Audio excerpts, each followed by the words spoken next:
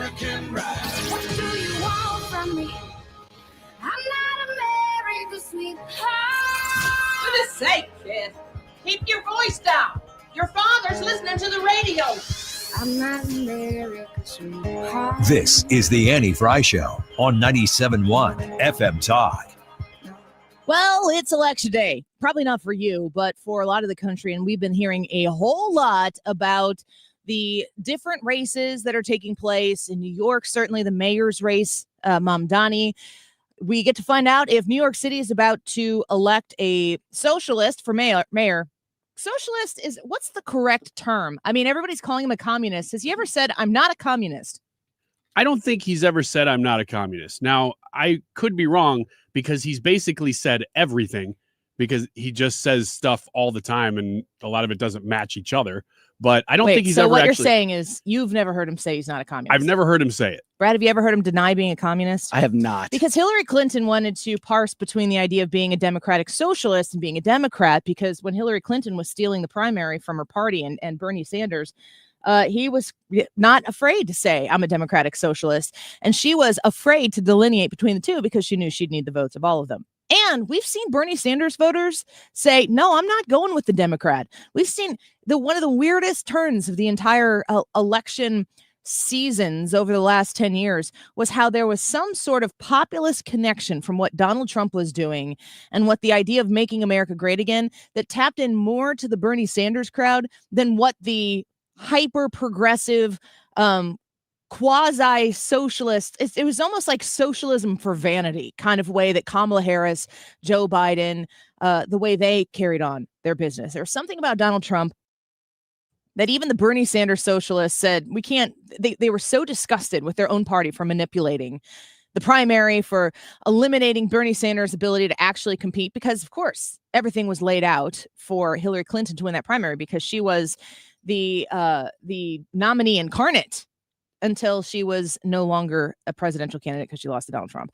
So, yeah, you could ask yourself, I'd like to know if somebody's out there and you've seen a clip where he's like, I'm not a communist, because I would love you to send that to me on X at Annie Fry Show or on the Facebook page. You can DM us there. We're going to find out the direction this is going to go. The YouTube poll for today, will a Republican upset a Democrat in today's marquee elections? Can you name a marquee election, one that's been talked about ad nauseum here for the last few months? Can you name a single one where a Republican is the favorite? Ooh, favorite? No. The closest one is the Virginia Attorney General race. They are tied 47-47. Yeah, but he's not the favorite, though. That's still lean Democrat, in my opinion. The data. Jay Jones is the Democrat. He would be the favorite. Yes. Although the polls up until now have said, yeah, Mayoris may be ahead, but they're also shifting at the last second. So I would say no, there are no favorites. That's what the question is. Are the Democrats the favorites? Yes. Is there an instance where a Republican is the favorite? No, definitely not. Okay, because I made that assumption when I wrote this poll, and I'm waiting for you guys to go, what about such and such? And I'd be like, facepalm. Well, he's the closest one, but even he is not. Mayoris, the Republican, is not the favorite. You want to talk about beating yourself too, man. If he loses that election, he will lose it to his own self. Jay Jones, the Virginia Attorney General candidate, who was talking about, really, I just put 2 bullets in the head of the opponent because that's the only way they're going to learn. That was essentially what he put in his text messages. It's repulsive. So with that assumption being made, now, if you have a thought in your mind that Ryan doesn't have or that I don't have right now regarding marquee races and who's going to win them, if there's a Republican favorite out there somewhere, please let us know. I don't think that there is. So the question is, will a Republican upset a Democrat in today's marquee elections? I'm going to make a caveat here, because when I say Republican, Cuomo's not a Republican. Cuomo beating Mamdani, that counts. I'll probably pin a comment in the YouTube chat just to make sure people understand that if you think Mamdani is going to lose, because he's the Democrat, like, that's the wildest thing here. Cuomo is the Democrat in this race.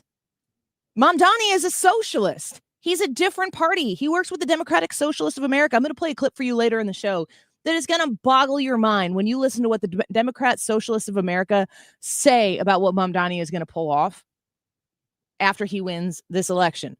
They're kind of like mind blown that they're about to get access to the types of policies that could be enforced that they are trying to do. Here's another thing, though. And I've seen people making this case online, usually people who are a little closer in geography to these actual races. But a lot of people are suggesting that Mamdani, all of these hopes and dreams that he has are completely not workable. That actually putting the policies into place so that they're actually going to be real, tangible, this is life in New York City, that a lot of what he's trying to do is not going to be doable. So if I were in New York City, I would tell you to vote for Cuomo today. I would tell you to vote for Cuomo because I think Mamdani is a threat to the future of this country.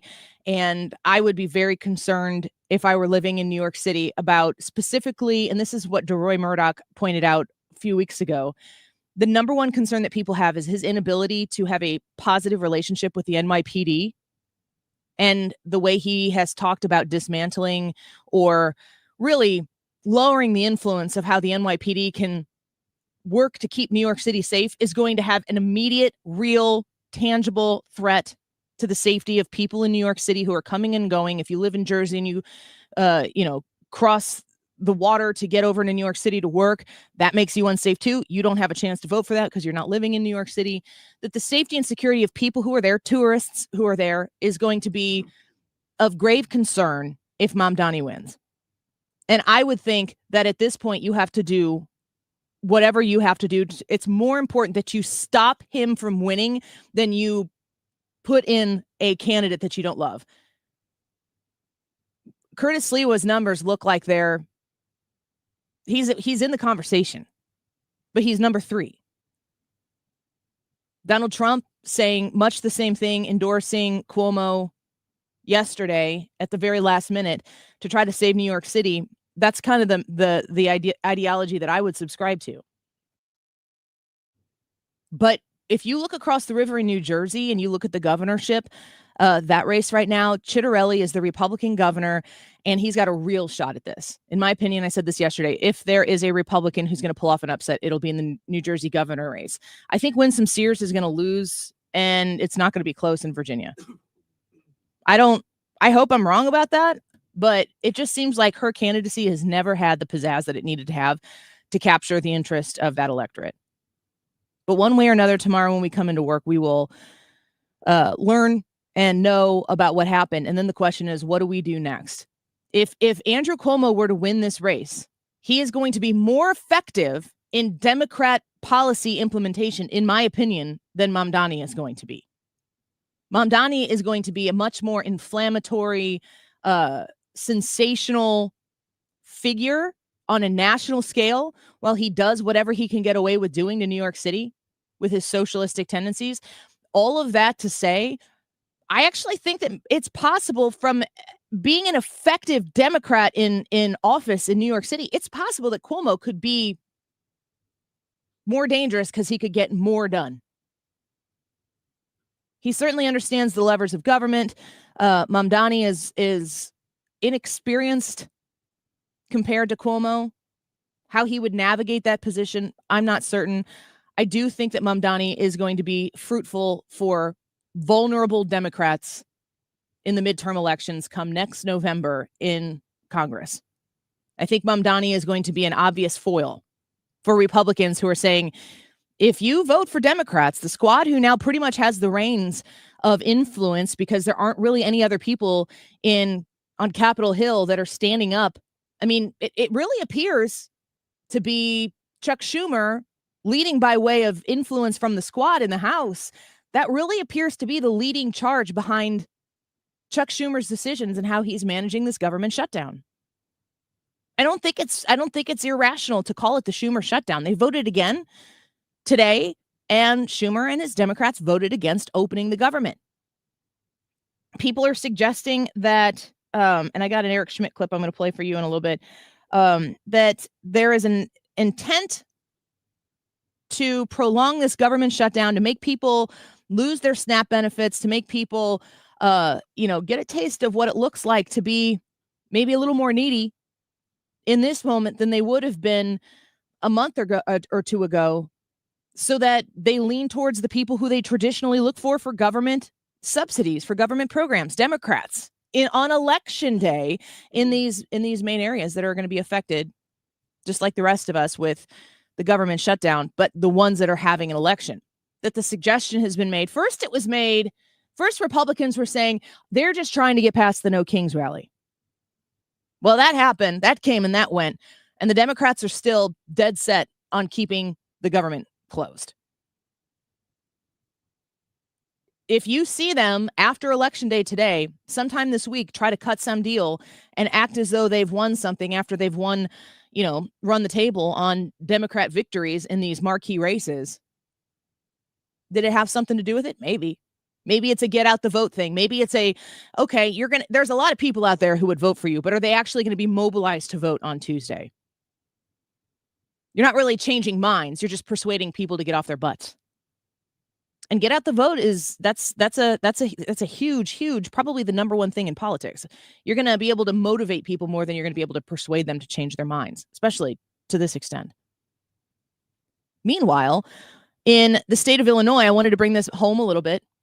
Have you been paying attention to what the Illinois Democrats, you want to talk about having a super majority? You don't have to go to New York City to understand what Democrats will do with unfettered access to power, even the time of day that they're willing to do it. I want you to listen to Illinois State Rep Joe Sosnowski, who is going to lay into a little bit what the veto session bared out over this weekend, Halloween, when this took place. The craziest things we've seen this week is a proposal for $2 billion almost in new taxes to fund Chicago mass transit. And this is a system that's poorly managed. We know it's poorly managed because they have out of control overtime. There's empty buses running all over the city. And oh, by the way, they're running over a $700 million deficit, which was that much, and now it's a little less, but then next year they're proposing that it'll be even greater. So part of this tax are things like streaming services, a Netflix tax, additional sales tax. They're looking to charge amusement tax, going to sporting events or going out to the movies or going to Great America, extra taxes there. And then the final thing is a capital gains tax on ultra wealthy right now. But the concern there is, once you start taxing capital gains on the rich, maybe they're going to start taxing people's retirements or 401ks or pension plans. And it's a real concern. It's a lot of money to a system that's just not working well. So they're going to tax us more so that they can fund things in Chicago. There's a lot of people talking about basically a transfer tax of wealth here, where downstate is going to get taxed for things. It's going to go to pay for things in Chicago. And I don't know how you feel about it. Well, we wanted to get the word from our local Illinois state senator, Jason Plummer, who is the state senator from Illinois' 55th district, and he's going to be with us to talk about that in just a few minutes. So keep it right here. We're going to find out what the Illinois Republicans, everybody's paying attention to Virginia Republicans and Jersey Democrats and New York Democrats and what the Democrats might do in that, what is it, a purple state of Virginia? Are we saying this out loud? Let's dip into the very blue state of Illinois and find out what they're capable with next with Jason Plummer, a downstate Republican state senator, in a minute. Don't get lulled into believing the IRS is getting soft. It's just the opposite. Hi, this is Lance Story with the Lance Story Law Firm. We are being told by IRS collection officers that their higher-ups are demanding that they get more aggressive than ever. So don't ignore them any longer. Level up. If you have unfiled returns, unpaid taxes, levies, or liens, call the Lance Story Law Firm today and let us get between you and the IRS. We'll protect your rights, including your right to appeal or even your right to take the IRS to tax court. Remember, IRS problems are legal problems, and they need to be handled by an expert attorney team who's done it for decades. So call the Lance Story Law Firm today. We're local. Our office is right here in St. Louis, or visit Lance, DRURY, law.com to schedule your free consultation with your local tax resolution law firm, the Lance Story Law Firm, 314-260-6120. The choice of a lawyer is an important decision and should not be based solely upon advertisements.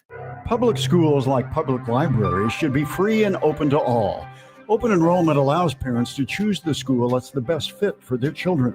Maybe another school has a wider curriculum, is bigger or smaller. Maybe a kid is being bullied and would be more comfortable at another school. 75% of parents favor open enrollment. Open enrollment programs now exist in 43 states, and Missouri should join them. Our next-door neighbor, Kansas, has one of the strongest open enrollment policies in the nation. Kansas parents are trusted with choices and options, while Missouri parents must move out of their home to change public schools. And it's a trend. Nationwide, the percentage of students going to their chosen public school has steadily increased. Assigning kids to schools based on their zip code is the old way. Open enrollment is a better way. Learn more at showmeinstitute.org. The Show Me Minute has been brought to you by Show Me Institute and Show Me Opportunity. License number E2014A. Hey, it's good to see you. Lights flickering? Grasser can fix it. Breaker keeps tripping? That's a Grasser job.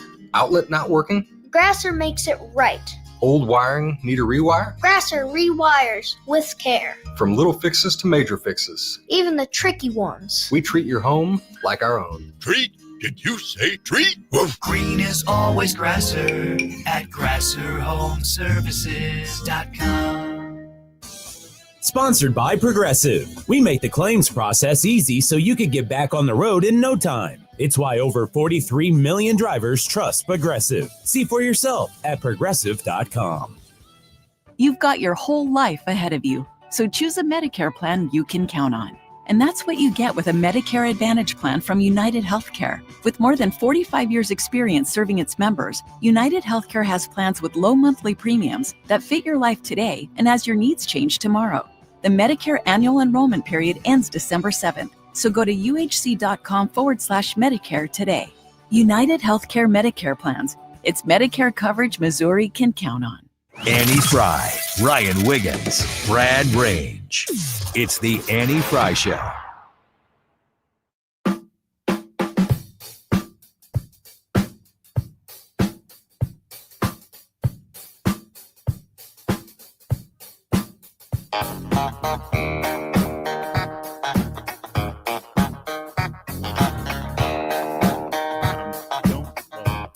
People ask me like, oh, Florida, you guys are leading this. You just how you do it. I was like, as governor of Florida, I get this great cheat code.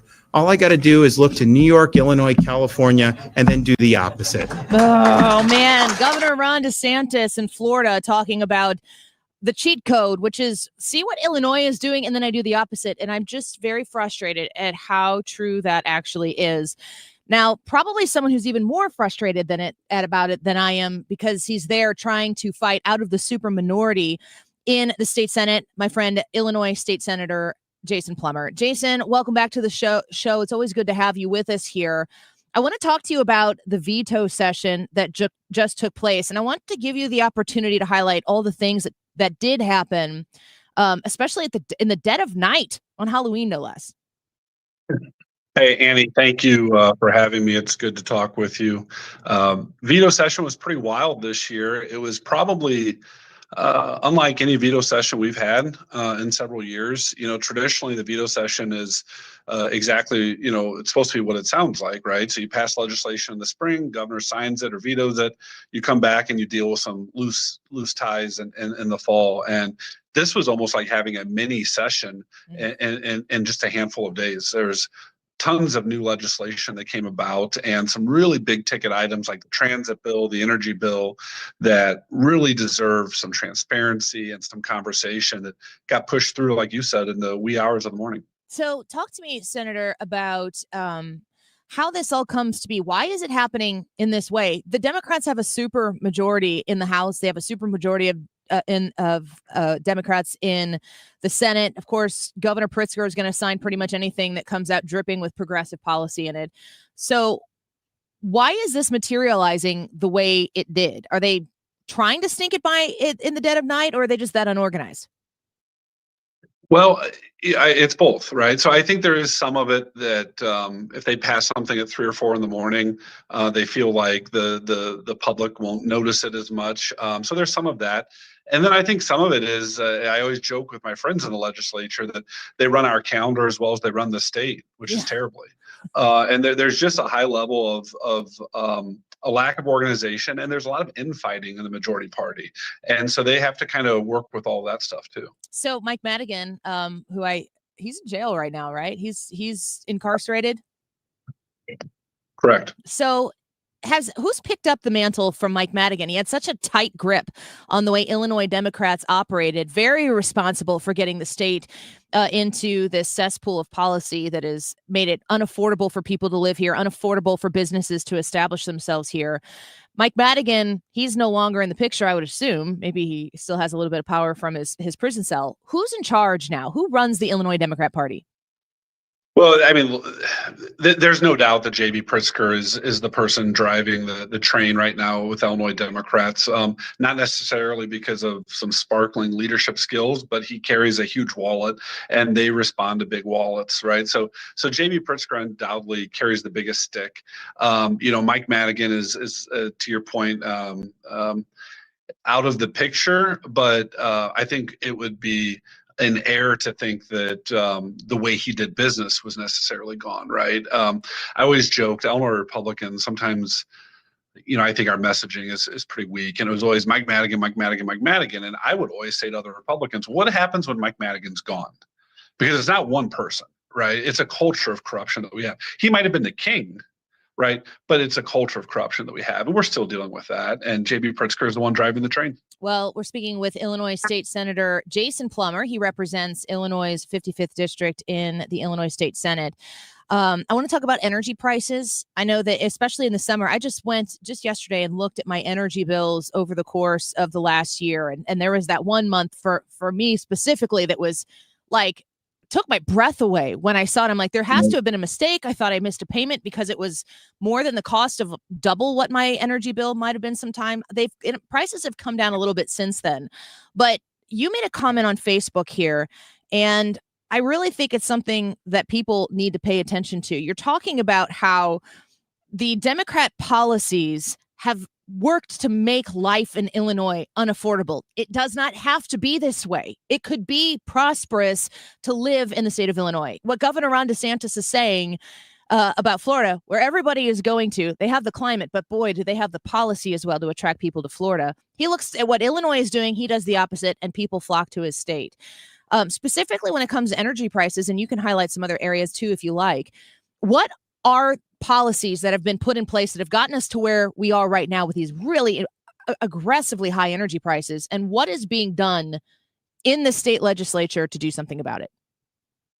Well, you said that Illinois could be, right? And you're right, but I would take it a step further and say Illinois should be, right? If you look at the resources that we have, whether it's gas, coal, our geographic location, our access to transportation networks, if you look at our workforce, Illinois should be a dynamic state.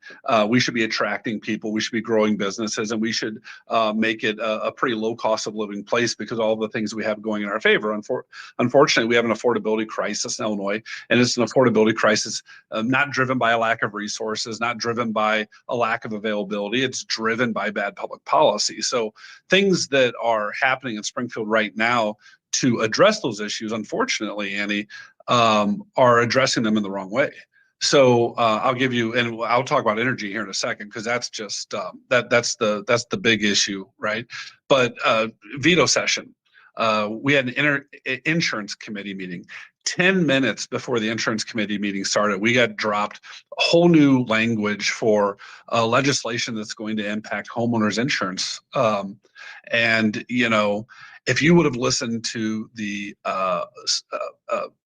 bill sponsor and some of the testimony, literally the word used or the phrase used was "the sky is falling." Literally, I'm not saying that. They said that on homeowners insurance premiums. And granted, insurance premiums are higher than any of us would like them to be, but we're 13th in the nation in terms of lowest cost insurance premiums for homeowners. Not saying that's the best, but 13th out of 50. If we could be 13th out of 50 in everything, we'd be doing okay, I guess. And so 10 minutes before insurance committee started, they dropped language that would have literally called the creditworthiness and the solvency of every insurance company that offers homeowners policies in the state of Illinois into question. And so then what would have happened? Well, they would have all left the state of Illinois. And when they left the state of Illinois, that would have given, customers fewer options, and it would have driven our costs through the roof. I mean, we would have went very shortly from 13th in the nation to in the 40s. And this legislation got dropped 10 minutes before our committee started. Thankfully, we were able to stop it for now, but I guarantee you, Annie, that bill's coming back. And my point that I made on the floor was, if you look at things the private sector really impacts in Illinois, we're actually pretty competitive. It's the things when government gets their hands on it. We're 37th in the nation on sales taxes. We're 48th in corporate taxes. We're 49th in gas taxes. We're 50th in property taxes. And then to your point on energy, in fact, when this insurance thing dropped, I said this reminds me of what we did with CEJA, the environmental legislation we passed 3 or 4 years ago, because back then Illinois had one of the lowest cost, most reliable, safest grids in the Midwest, if not the entire country, which was hugely important because we don't have a lot to offer business anymore. But one thing we did offer them was a phenomenal grid. Yeah. And obviously all the homeowners benefited from that as well. We passed CEJA, and now what you just described, Illinois families across the state are experiencing, businesses are experiencing. And unfortunately, when Springfield gets involved with something under supermajority a Democrat control in the legislature, and Governor Pritzker's literally his far left policies, they're destroying these very important things that have a fundamental impact on the pocketbooks of every Illinoisan. Let me ask you a question, and I apologize if it's crass or a stupid question. You can call me out if it is. But when you're talking about that type of a 10-minute beforehand legislation that gets dropped on you, and you argue against it on the floor, and it's going to hurt Illinois residents, taxpayers, are the people who are proposing this legislation, Democrats, the progressives that are influencing it, the governor himself, are they stupid? Do they not know how much it's going to hurt Illinois taxpayers and potentially drive out residents and drive out businesses? Are they that stupid? Or am I not understand? Like, are we not trying to solve the same problem? Because if I look at something and I go, that's the dumbest thing I've ever heard, why would you try to fix that problem that way? I realize more and more today that the Democrats of 2025 are not trying to fix the same problems that I want to see fixed. I'm a conservative, of course, a Republican. I'm a taxpayer in the state of Illinois. I look at something, and just like you're saying, big government gets in the way and makes it worse every time. Are the people putting this legislation in front of you, a super minority Republican in the Illinois State Senate, are they that dumb that they don't know how much they're going to hurt Illinois residents and taxpayers, or do they know exactly what they're doing and they're trying to do something else? I think there's intelligent people and less intelligent people, on both sides of the aisle. That happens. But I think ultimately, I'll take it a step further, Annie. I think it would be naive to assume that the legislators are the one writing the legislation sometimes, right? There are well-funded organizations full of smart people. We might disagree with them, but that doesn't mean they're unintelligent, right? Yeah. Well-funded organizations full of smart people that are doing things across the country, including in the state of Illinois, to impact public policy and drive it in a philosophical way they want to take things. And if that means that costs the average Illinois family a 2 or 3x increase in their energy bills, or if that drives up the cost of their homeowners premiums 40 or 50%, that doesn't matter. That's just the price to pay for them to get what they want. And ultimately, I think what most of this reverts back to is government control. And that is something that I always fight against. I think that local control is a good thing. Letting people make up their own mind, make their own decisions, letting the market drive. The market self-corrects in a way the government will never self-correct. And ultimately, most of these things are oriented towards more government control. Do you feel J.B. Pritzker he's filed, right, to run for governor again? It's official. So he's going for his very monarchy-like third term here as the governor in the state of Illinois. Is there any reason to believe, maybe he doesn't, and he's probably going to try to run for president. We'll see how the Democrat Party likes him. But is there any reason to believe that he wouldn't run for a fourth term or a fifth term? Like, when has J.B. Pritzker had enough in Illinois? Well, so there's nothing to stop him from running for, a fourth or fifth term, sure. But no, I don't think for a second that he has any intention to run for a fourth or fifth term, because this will be a bit controversial. But the guy's been an absentee governor his first, second, and potentially third term because he could care less about the day-to-day running of the state of Illinois. This is a California guy bouncing around between California, the Bahamas, and a farm in Wisconsin who identified Illinois as a political stepping stone for him to run for higher office. He has no true ties to Illinois. And just like President Obama, when he's done using Illinois for his political stepping stone, Illinois will never see the guy again. I don't even know where President Obama is these days. He's not in Illinois.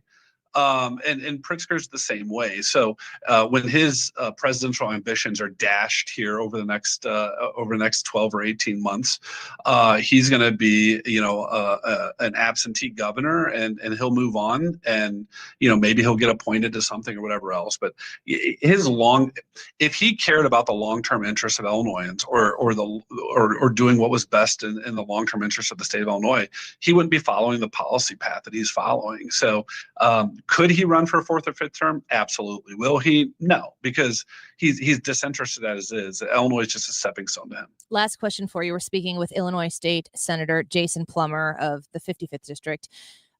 Is he beatable in this coming race? Our election will take place statewide. Will happen next November, a year from right now. Can he lose? Absolutely.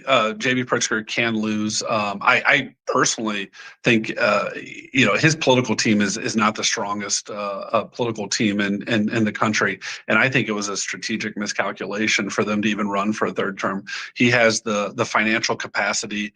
He's been governor of Illinois. He could have run for president without running for a third term. I think he felt like he needed that bully pulpit to do it. Unfortunately for him, he's had 8 years of really, really bad public policy, whether it comes to the budgets, crime, what he did during COVID, so on and so forth. And all of that's coming back to bite him. You see a lot of stress with Democrat, even in the supermajority, you see a lot of stress with them during veto session, even trying to come together and fix the policy mistakes of the last 8 years. And now he's going to have to run on those policy mistakes. And we've got several Republicans running. I'm campaign chairman for Ted Dabrowski, who's one of those people. But I think absolutely a good Republican candidate that's disciplined and focused on the issues like the affordability crisis in Illinois can absolutely compete against J.B. Pritzker. I love that answer. It is hopeful for a lot of people listening right now who are in Illinois or who would like to see Illinois just start heading in the right direction eventually. Illinois State Senator Jason Plummer, it's always a pleasure to have you here. Come back again and let us know how the campaign is going. Yeah, thanks for all you do, Annie. Thank you so much, Jason Plummer. Good to talk to you. Illinois 55th District, right across the river. He is one of a few state senators that are Republicans. We've got a few in this area, which is very nice that we have access to those. My state senator, of course, being Erica Harris. But Jason has a great way of summing things up. And I actually do feel a little hopeful listening to what he has to say. Not a lot. Not that he would be on here to compliment J.B. Pritzker, of course. But when it comes to looking at the reality of the future, I don't see J.B. Pritzker as a champion of moderates and even centrist Democrats in the state of Illinois. They can all look and go, this guy's a doofus. The question is who will get the nomination on the Republican side, and is he palatable? Is she palatable? You know what he reminded me of in that interview, and this is going to sound like, oh, of course that's what you're going to say, Ryan, but when Donald Trump first came on the scene, I know, what you're going to say, Ryan. When Donald Trump first came on the scene, it was always everybody saying glowing things. The future's so bright. And he's like, no, look, we got real problems. And he was very honest about it. What Jason Plummer just did was there's optimism, but he was very realistic about where Illinois is. And I appreciate that. Yeah. Because you can't fix the problems unless you address them. It's the first step. Yes. It's the first step, folks, in getting right. Great to talk with Illinois State Senator Jason Plummer. If you're interested in Illinois politics and what goes on the day-to-day, a very, very, very encouraged follow on his Jason Plummer Facebook page. We've got too many Jasons on the show today. Jason Smith, Chairman Jason Smith of Missouri's 8th District, Chairman of the House Ways and Means Committee. He's going to be with us at 1:30. I'm excited about that. And then at the top of the 1 o'clock hour, Jim Talent. Some brass on the show today. And then in the 2 o'clock hour, we're going to review Freddy versus Jason from 2000, the horror film. No, I was just going to say gender differences. Oh, that's a different topic. You're going to be on a different show in the 2 o'clock hour. Oh. We'll be right back. Don't go away.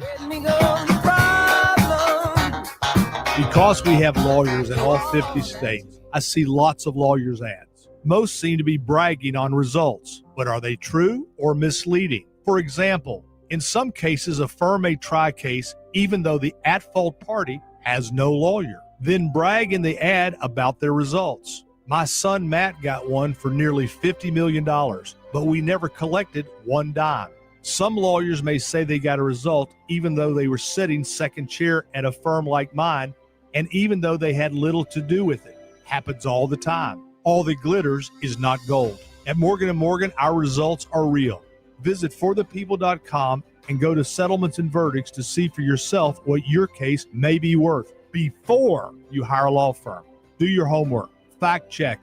It's easy and too important not to. Morgan & Morgan, forthepeople.com. Injured? Dial pound law or visit forthepeople.com for an office near you.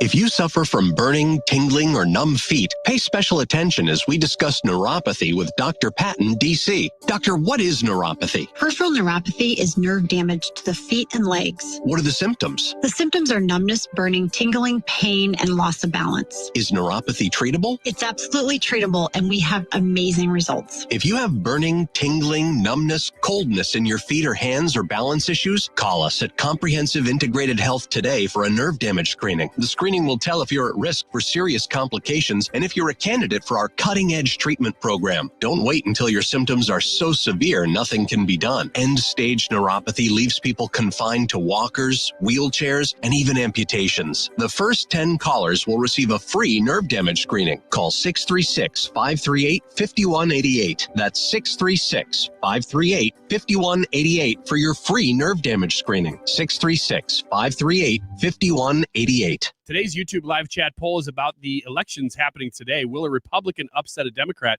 in today's marquee elections? And as Annie said, the caveat being that we would include Mamdani being upset by literally anybody. I should have including reworded Cuomo. it, but I can't go back now. Well, it's hard to reword that. That'd be a really long poll then. So. Will a Democrat be upset in today's marquee elections? Well. You and the English language are best buddies today. Probably not. Stay tuned in the 2 o'clock hour. It is 12:41. This time check is sponsored by Jerry Kelly Heating, Air Conditioning, Electrical, and Plumbing. It's time for a $98 furnace tune-up. Still leading 97.1 FM Talk. St. Louis Conservative.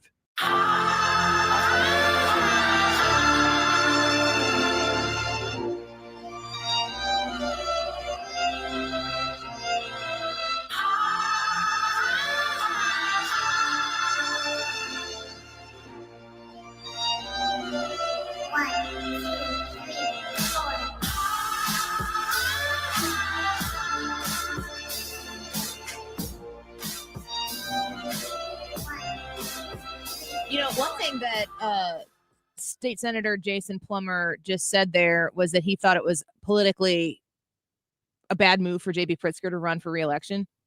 What if he loses? Well, that would be really bad for J.B. Pritzker. That's like way worse. That's like worse. He's putting himself in a position where if he wins the election, okay, he's got, I always refer to as Scrooge McDuck gold balloons that he likes to swim around and he can do whatever he wants with them. But what if he loses? If Illinois rejects J.B. Pritzker, that he's going to try to persuade the country? Well, he's done. Yeah, he can't win. I mean, he has to win that election. I can't imagine him rising higher than he's risen now. I know he wants his name in the national conversation, but I can't even picture him on a debate stage gaining any traction if there's more than two candidates. I mean, if it's him and Kamala Harris, then maybe. I just peeked at the results to our YouTube poll. Kind of surprised by it. So you shall go there and vote. Will a Republican upset a Democrat in today's marquee elections? That includes Mamdani losing to anybody. What if Sliwa wins? Holy, everyone's like, The next mayor of New York is Eric Adams. He's on the ballot. He is on the ballot. Oh, That's why I said yesterday this feels like a primary. What would you do in this situation if you were a New York City voter? I think, I hate to say it, but I would probably vote for Cuomo. I really would, like DeRoy always says, I wish Cuomo would drop out. And then maybe there would be something that could coalesce around Sliwa. It's probably not possible. The amount of people who would stay at home and not vote. Yeah. If Cuomo dropped out or if Sliwa dropped out. If Cuomo drops out, a lot more people are going to stay at home. Now, that doesn't necessarily, I mean, that could still amplify Sliwa's share of the vote. But I don't think that Cuomo, I don't think if you take Cuomo out that Sliwa gets the lion's share of Cuomo's votes. No, you're right. I think that there is a much higher contingency of not voters. If you are going to vote today in New York City and you're voting for Curtis Sliwa, you are plugged in. Yeah. You are an engaged, informed by way of your choice platforms. If you know that Curtis Sliwa is running in the New York City mayoral election, you've paid attention. You've invested. People could show up to, two things are going to be really interesting about these elections to the folks that are not going to then be governed by the people who win. So obviously, if you're in your New Jersey, I would have a pit in my stomach right now if I were in New Jersey, because I'd be like, gosh, we are so close. I can taste it. And I would be thinking it's about, like, hope is about to be dashed. I have hope today. Tomorrow it will be gone. That's how I think. Sorry, guys. But you have hope right now. You're so close. It would make me sick to my stomach to just wait to find out what that decision is ultimately going to be. The things that people need to pay attention to that aren't sitting there with the pit in their stomach are margin of victory. And I'm going to tell you right now, will a Republican upset a Democrat in today's marquee elections? I'm going to say no. I'm a no vote on this because I just told you how I would feel if I were in that situation. I don't want to publicly get my hopes up. Those are private feelings. Those are for me. I would vote no in this with a prayerful on my knees hope that it would be yes, that opportunity would present itself. What is the margin of victory for everybody not in these constituencies? How big does the Democrat win? Do they just barely eke by? Did the Republicans put up a fight and more Republicans showed up? That's the second thing you need to know. Turnout. What percentage of New York City is going to put Mamdani in as the mayor? Because it's not going to be big. The percentage of people that are going to be governed by Mamdani that voted in this election is going to be embarrassing. That's my prediction. Maybe I'm wrong. What's really embarrassing too is Mamdani's message. I saw, of course, you can pick the worst of the worst, but I saw some on the street asking voters what they think about Mamdani and the other candidates, and they didn't really know anything about any of them except for Mamdani, and they were saying things like, "Well, yeah, if he wins, we might get free cigarettes and stuff." And I'm like, if that, and that really is the kind of message that can win you an election, because the average person, if they think, I could maybe not pay for gas or something stupid, they might go, well, I'll vote for that guy.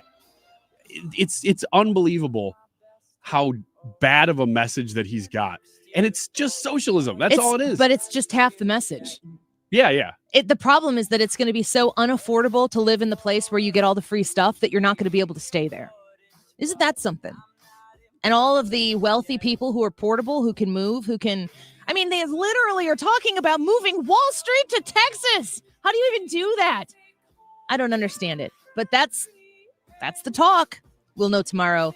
Vote in the YouTube poll. Will a Republican upset a Democrat in today's marquee elections? Or more like, will a Democrat lose in these marquee elections? Vote in the YouTube poll. We'll be right back.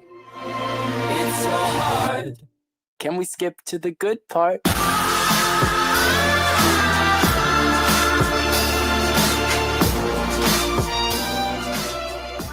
ShieldFoundationRepairs.com. Matt Hayes, wonderful person. And that does matter when you're hiring someone to come into your home, into your basement, and solve a problem that's caused you angst and stomach aches every time it rains. You know what I'm talking about. If you're looking for basement waterproofing, you need to go with the very best in the business here in the St. Louis bi-state region. you go with Matt Hayes at Home Shield Foundation Repair. 314-227-9636. 314-227-9636 is the number to call, and have him come out and take a look at it. Get an estimate from him before you have to commit to anything, and quickly understand why people have trusted Home Shield Foundation Repair. Matt's skills are decades in practice, and he will back up that basement waterproofing service that is custom to your specific issues at your home with a lifetime warranty, so that you can trust that they'll be there if you need them in the future. 314-227-9636. Give them a call and tell them Annie sent you, online at homeshieldfoundationrepairs.com. Hey, it's Mark Cox. Let's support our first responders. Inter Responder Rescue's ATF raffle. Prizes include top shelf bourbon, a lit cigar lounge VIP night, and a CZ P10 pistol from the range. Text responder to 33100 to enter today. The ACA Market Plan has just announced significant increases on their monthly premiums for 2026, with deductibles over $10,000. You can enroll with Greg Hammond's Freedom of Choice plans now. You don't have to wait. One of their plans lets you use any doctor, has zero outpatient deductibles, and it's 30 to 60% lower than most Obamacare plans. Other options are full coverage PPOs with national networks, copays, and 100% annual preventative care. Also, there's no income disclosure required, so no potential tax penalties. If you pay for your own health insurance, you're uninsured, you're on COBRA, or your employer coverage is just too expensive, call Greg, and they'll provide all available options. Call 314-794-7784. That's 314-794-7784. Or go to greghammonds.com. That's greghammonds.com. He can custom design a plan managed and chosen by you, not the government.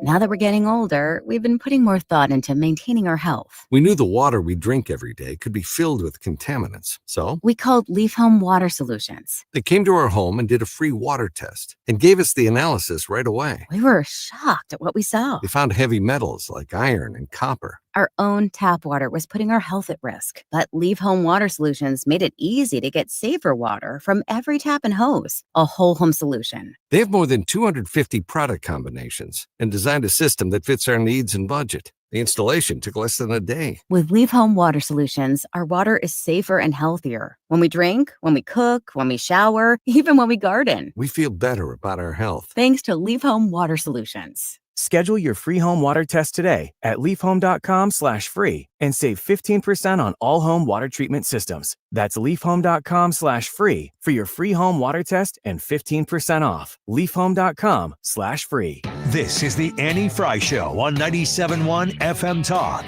St. Louis Conservative. Wiggins! Oh, Wiggins! Well, I know what you're worried about. You're worried about holiday fashion faux pas, but this isn't that. Sorry. This is something you're not worried about. This is a different topic entirely. Oh my gosh. But it's related. It's home fashion faux pas as you get ready to decorate for Christmas. Have you begun decorating yet? No. Do you have a plan? I have a hope. We're planning on doing it on Veterans Day. Okay. Well, I'm doing it on the 10th. You're going to do it before me just to beat me. All right. Fine. Well, it's just because I have more Christmas spirit than you. Smiling's my favorite. It's a little bit better. So, well, when you mix in my wife's holiday spirit, Christmas spirit, I think that we might have you beat. You know what we should do? We should privately put Jared and your wife up into a competition against one another and not tell them until they arrive. What are they doing? Like an obstacle course? I don't care. They'd both be like, we don't need to compete against. Okay, we're going to stop here at this park randomly. And oh, look, there's Jared. Maybe you could jump through those tires. Just do it fast. I'll be right here waiting. You better win. We're going to be videoing it. There's a whole crew. Don't you let me down. Wait, this has Smack to do her with on the Christmas butt spirit? and send her in there. Would that be so funny? If we had a video crew, if we had any sort of like video support here, we would 100% do that. Oh, yeah. By the way, while we're speaking about Christmas cheer, I'm totally hijacking this. If it's valid content, we'll get to it later. It's not. I still want to. Annie Fry Show does a great Christmas special, and we start it at noon on Christmas Eve, I believe. I still want to create YouTube scenes those long form YouTube scenes that are Christmas settings, but Ryan's going to be in all of them. Oh yeah. Because we said we would put the Christmas special to it. Yes. And it would be just like a crackling fire, but Ryan will be there. Oh yeah, and you can have it on your screen. It's just a loop, just like the fire. And I want to sit in front of a fire in a Christmas sweater, maybe some khakis, and just smile at you. No, flannel pants, PJ drink some Nog. hot cocoa. No, he likes eggnog. Just little sips though, big eggnog. and then on a loop. Like sips like this. Mm-hmm. So it's like ASMR. And then like pretty good. Crazy people. Maybe some slow zooms into my face Let as us know. I'm smiling. I here's what I need. I need horror video. I need 300 votes on today's YouTube poll that has nothing to do with this, and we are making this happen. And if we get 500, Jared and Katie will compete in something, and we'll tell them right before the competition starts. And they might not contest. Well, yeah, they might not be in the same room together. It might be afterward that we decide that's what the contest was, but will happen. You just video the things she does. I'll video the things he does, and then we'll find something that syncs up, and we'll. And then like hardcore Limp Bizkit montage between them. Decorating your house for Christmas? Yeah. Are you interested in what to avoid putting around your house this Christmas season? According to The Spruce, which is a holiday. The Spruce. Well, it's a. That's a great name. House. Spruce it up, but also spruce. Website. Yeah, The Spruce. It's pretty popular apparently among people who care. The things to avoid putting They're around. Probably batting 100% in that category. Your house this Christmas season. Number one is oversized inflatables. Oh, I'm not an inflatable fan personally. I don't care if other people have them. If that makes you happy at Christmas, then inflate away. Oh, tacky. That's tacky. That's what you're going to say about all these then, because they're all stuff like that. No, not necessarily. Mismatched plastic ornaments. On your trees? Yeah. Oh, shut up. I know. It's like if this these is all things your make family you happy, stuff. yeah. You guys have one tree or multiple trees? At least two. We have two. See, we do one that's like just everything, just throw everything on it, and then we have one nice one. That's Mom's tree. Oh, okay. We have a Disney tree, and it's our Disney World ornaments. Purchasing poorly made plastic items that are prone to breaking is a big concern. For who? Says. For you? Who's never going to see the inside of my house? Concerned for the spruce. For the spruce. Themed trees. Oh, like my Disney theme? Yeah. Apparently, yes. Is your mom's tree themed? Yeah, it's all light colored stuff. It's totally themed. In the words of J.B. Pritzker, my governor, they can screw all the way off. Except for that's not a direct quote. Mm-hmm. Yours was nicer. Mine was also FCC compliant. His was not. I can't play that clip. And we have this one, all white holiday trees. I don't know why they say holiday trees. All white Christmas trees. You do. Get freaking over it. Yes, you do. Yes, I do. We do have an all white Christmas tree though. My wife really wanted one, and then this year she goes, "You know what we need is a separate Christmas tree." And I'm like, "We have the Christmas tree. That's why we sit it off every year." And she's like, "But a third one, maybe." What is Scrooge? Yeah. See, I told you I have more holiday cheer than you. I'm practical though, and trees are not cheap. That's code for I have no holiday cheer. No, it's not. You're not practical when it comes to decorating your home for Christmas. The Yes, more, I the am. merrier. Jim Talent next. Great news. Corel Roofing is going to partner with Sergeant Sparkles to install Christmas lighting on your home this year. Mark Cox here. Who better to get up on your roof to install lights than a roofing company? But wait, there's more. While they're up there, if they see some minor damage or an issue that needs attention, they're going to do that minor repair at no charge to get you through the winter. That provides pretty amazing value to get a small problem fixed at no charge while you get ready for the Christmas season. Now's also a good time for that full roof inspection. If you didn't get around to getting your roof inspected after the storms earlier this year, this is the time to schedule that. Even if the weather's too cold to have the roof replaced, you will be first on the list when warmer weather comes around in early spring. Call Curtis at Corel Roofing. Schedule your Christmas light installation and your roof inspection right now. That's 314-222-9529 or CorelRoofingCo.com. RetirementKey.com is the website. Have you considered calling Thomas Helbig and Bob and Tammy Kershaw of the Retirement Advisory Group to plan your retirement transition, I will say. Now, of course, I'm in my early 40s. I'm in the trenches. I'm saving. I'm taking money out of my paycheck that I wish was putting food on my table, and it's going to retirement because I'm planning for the future. You've been there. You've done that for years and years and years. And now retirement is the next step. Are you ready for it? Are you financially prepared for it? And what moves do you need to make in order to ensure that you're going to be able to pay yourself through the entirety of the retirement that you've dreamt of? Well, it starts with a phone call to the Retirement Advisory Group. Call 314-993-9494. That's 314-993-9494. They'll show you how much income you're going to have in retirement and how long your money will last. That will help you plan knowledgeably for your immediate future. 314-993-9494, online at retirementkey.com. We, without hesitation, recommend that anybody work with ThrottleNet. The experience will be as good as it's been for us, for anybody, because you'll get a true partnership and you'll be able to rest easy that you're going to get the service that you need while they're also doing all those things that you don't want to have to think about, that you don't want to have to worry about. They're always doing that in the background for you. Don't wait for your next IT crisis. If your business depends on technology, you need a partner that's got your back. Contact ThrottleNet.com to get a free IT evaluation and see how we can support your IT everything. For 100 years, KMOX has been part of St. Louis. Now, Together Credit Union is helping celebrate that legacy. Starting in November, visit any Together Credit Union branch to pick up a KMOX 100th anniversary commemorative ornament for just $5 while supplies last. Each ornament supports Children's Miracle Network of Greater St. Louis. Together Credit Union, honoring 100 years of KMOX, the voice of St. Louis, and Children's Miracle Network of Greater St. Louis, improving the health of all children. KFTK FM Florissant, an Odyssey station. The White House keeping up the pressure. Lisa Brady, Fox News, as a government shutdown continues, the longest ever as of tonight. The Democrats are playing partisan politics with our United States federal government, and all Republicans have wanted to do for the last 35 days is reopen the government. That has been the president's position since day one.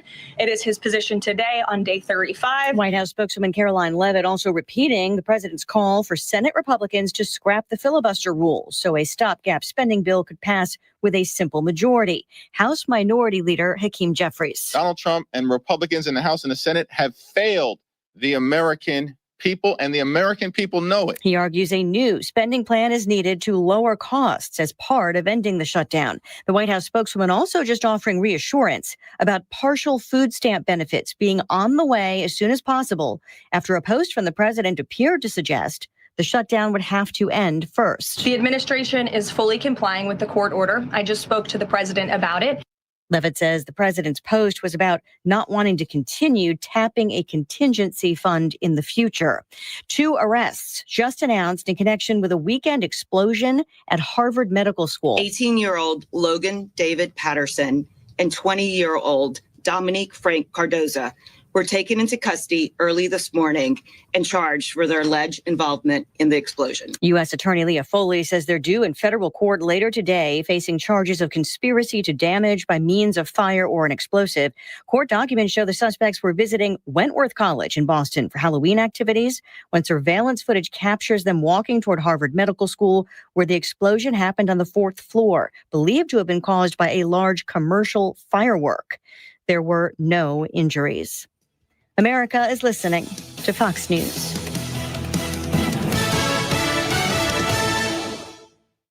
Hey, can you blow up some balloons for Jack's party? I can't. I'm so congested. You need Sinex Severe from Vicks. Sinex Severe Nasal Spray. Yeah, just Sinex. Breathe. Sinex Severe instantly relieves nasal congestion and works 6 times faster than nasal decongestant tablets. The 12 hours of relief allow you to get back to the moments that matter without congestion. Daddy, we need more balloons. On it! Try Sinex Severe from Vicks. Just Sinex. Breathe. Use as directed. Honey, that flu keeping you up? Did you take NyQuil Intense Flu? Nah, I got this. Okay, I don't got this. Yeah, you need NyQuil Intense Flu. Undo your flu with NyQuil Intense Flu. NyQuil Intense Flu provides powerful relief of your flu symptoms so you can sleep. You do got this. NyQuil Intense Flu. The nighttime sniffling, aching fever. Best sleep with the flu medicine. Use as directed. Keep out of reach of children. Air Comfort Service, heating, cooling, and insulation. Weather. Delightful weather in play as we go through our Tuesday afternoon. Partly to mostly sunny skies. Let's top it out at about 71. That will happen about 2 o'clock in the afternoon. Tonight, partly cloudy skies, only dropping back to 55, so it's warmer. Wednesday, sunny and nice, 73. Thursday, sunny and 69, colder weather coming for the weekend. This is 97.1 FM Talk. Chief Meteorologist Dave Murray. The Annie Fry Show is sponsored by Air Comfort Service Heating, Cooling, and Insulation. Air Comfort Service is hiring licensed journeymen. Don't have a journeyman license? Air Comfort Service will help you get it. Get guaranteed hours year-round and more. Apply online at aircomfortservice.com. Annie Fry, Ryan Wiggins, Brad Ring. That's us. That's right. Gotta love this American ride. What do you want from me? I'm not America's sweetheart. For goodness sake, kid. Keep your voice down. Your father's listening to the radio. I'm not America's sweetheart. This is the Annie Fry Show on 97.1 FM Talk. Did you order U.S. forces to defend Taiwan? You'll find out if it happens. And he understands the answer to that. Why not say This it? never even came up yesterday as a subject. He never brought it up. People were a little surprised at that. He never brought it up because he understands it. And he understands it very well. Do you mind if I ask, when you say he understands, why not communicate that publicly to the rest of us? What does he Because understand? I don't want to give away. I can't give away my secrets. I don't want to be one of these guys that tells you exactly what's going to happen if something don't happens. wanna- The other side knows, but I'm not somebody that tells you everything because you're asking me a question, but they understand what's going to happen. And he has openly said, and his people have openly said at meetings, we would never do anything while President Trump is president because they know the consequences. So President Trump was on 60 Minutes, and he was being interviewed by, of course, Norah O'Donnell. And he keeps getting asked these questions by reporters. Are you going to strike this area? Are you going to take out this leader? And he keeps saying, why would I tell you that? And I wanted to ask our friend Jim Talent that question, former United States Senator from Missouri, congressman as well, and chairman of the Reagan Institute's National Leadership Council. Senator Talent, welcome back to the show. It's good to have you. Always good to be on with you, Annie. Thank you so much. So, have you heard these repeated questions to President Trump? I can't really remember. Joe Biden was never in front of the press to take questions like this. So I'd have to go back a little bit further, maybe to Obama. Is it customary for the press to ask these types of questions in a free press, First Amendment, of the commander-in-chief? Well, I think the thrust of your question is this a fair question in context? And I have to tell you, Annie, I think it is for a lot of reasons. I mean, if there's going to be a flashpoint in the Indo-Pacific, it's Taiwan.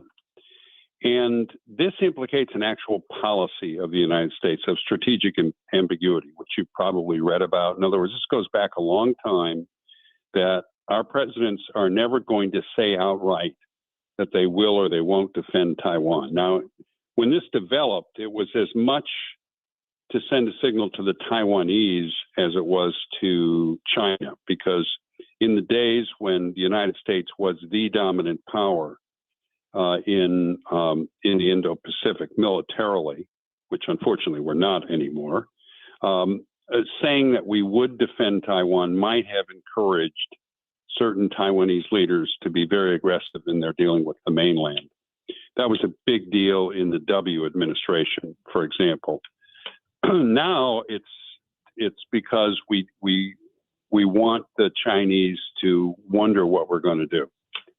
So, and I'm going. I mean, your precise question was, did they ask other presidents this? You know, I don't know that I recall it either, but I think in this context, I have to say it's a fair question. And then, do you believe?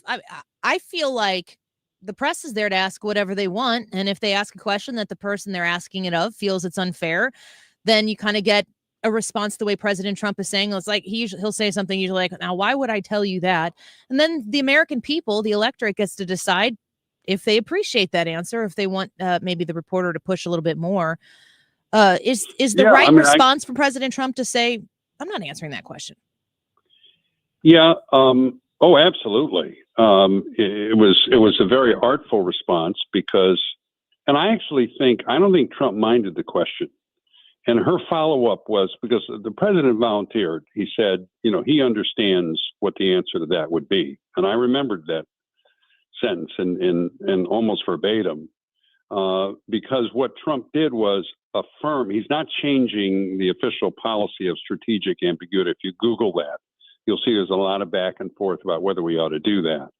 There are a lot of people who I respect a lot and agree with a lot who think we should remove it and say we're going to defend Taiwan, given the threats that China represents. The president's maintaining that policy, but he's also maintaining it in the context of sending a very clear message to China not to do it.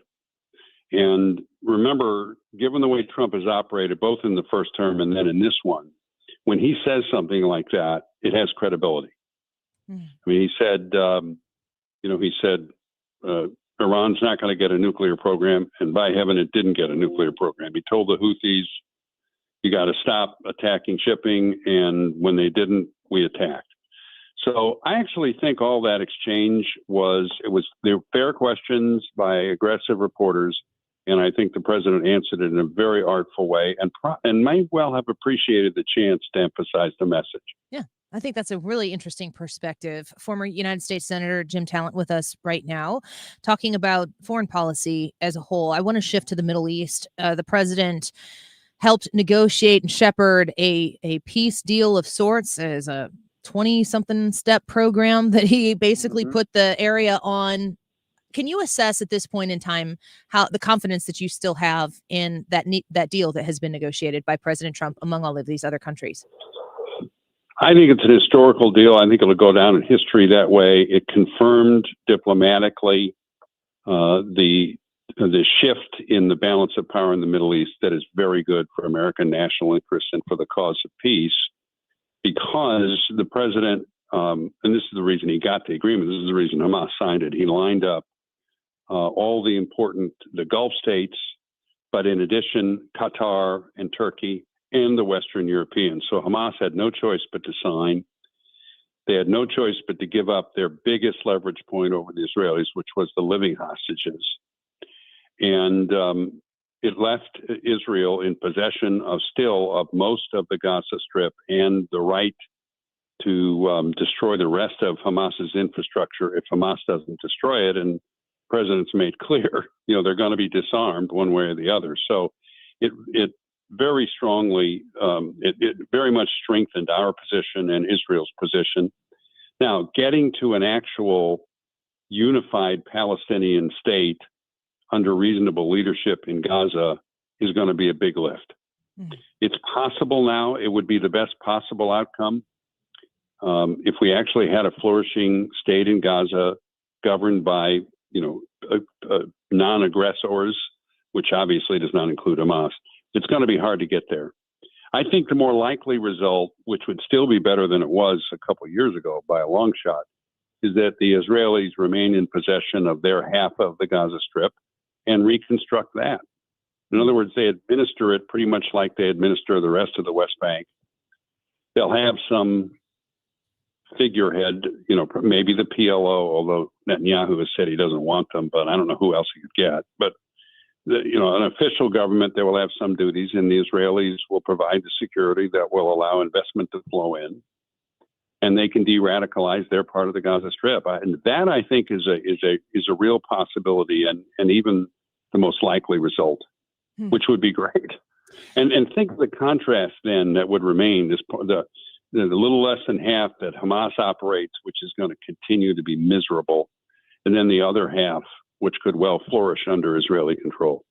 Let's see what the kids in Colombia think about that, the ones who supposedly care about the Palestinians. Yeah, absolutely. I was going to ask you, there's a lot of speculation involved in a question like this, but if Mamdani wins in New York City, he's been very anti-Israel in the time that he's been out in the public. And I hear a lot of people talking about how dangerous that is. And I know that you have a lot of experience in a lot of different avenues that we love to tap in when we speak to you as a former senator, as a former congressman.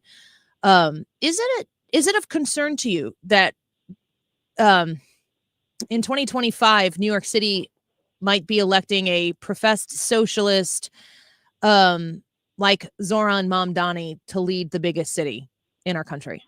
Yeah, everything about it it raises red flags, everything. And it's going to be very bad for New York. And New York is, the health of New York matters to the rest of us because it's the financial center of the world. It might not be. Yeah. If this guy is as crazy as he seems to be and as far left as he seems to be, it's very bad for the Jewish community, as really for everybody. I mean, crime, I greatly fear is going to flourish. City services are going to be neglected. The private schools, that so many, or the magnet schools that so many New Yorkers have been able to go to and build a career on, going to be shut down. So it's bad for a whole lot of reasons. And the funny thing is, it's not going to affect anything in the Middle East. This is, I mentioned this before in the program, but all these protesters and demonstrators, they say they think they're on the right side of history. They're on the side of history that's going in the dustbin. Yeah. Nobody in Israel cares what they think. In fact, I don't think Israel is a very powerful country, the dominant power in its region, and increasingly self-sufficient. They care what the occupant of the Oval Office thinks. Beyond that, world opinion is annoying to them, but it doesn't change anything they do. I want to ask you a follow-up question on that because I find that to be very interesting. The idea of support for and an alliance with Israel seems to be a politically precarious question for both political parties in our country right now. A lot of people who are Jews or Jewish in the United States of America are Democrats. That's a fact.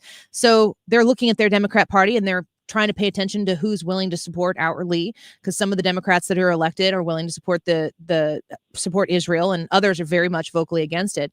But I've even seen, especially lately in the Republican Party, there seems to be questions arising about an appropriate allyship or support of Israel. And I just wanted to get your thoughts on in an overarching way about the importance of an alliance with Israel and their role in American foreign policy.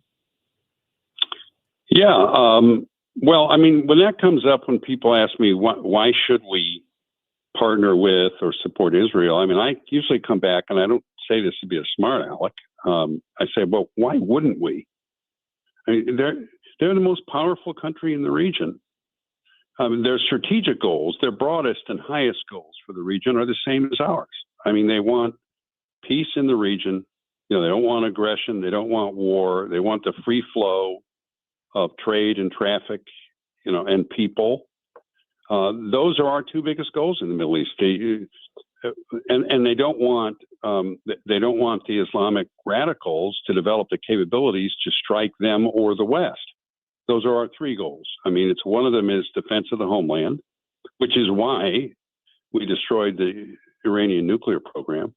I mean, we were on the target list. In fact, we probably were at the top. We want peace in the region because instability in the region can and usually does lead to very negative things for us. And we want the free flow of trade. We don't want the Persian Gulf shut down or the Suez Canal because that hurts us. And Israel's goals are the same. And they're not only a burden sharer, they're a burden owner of the military aspects of defending those interests.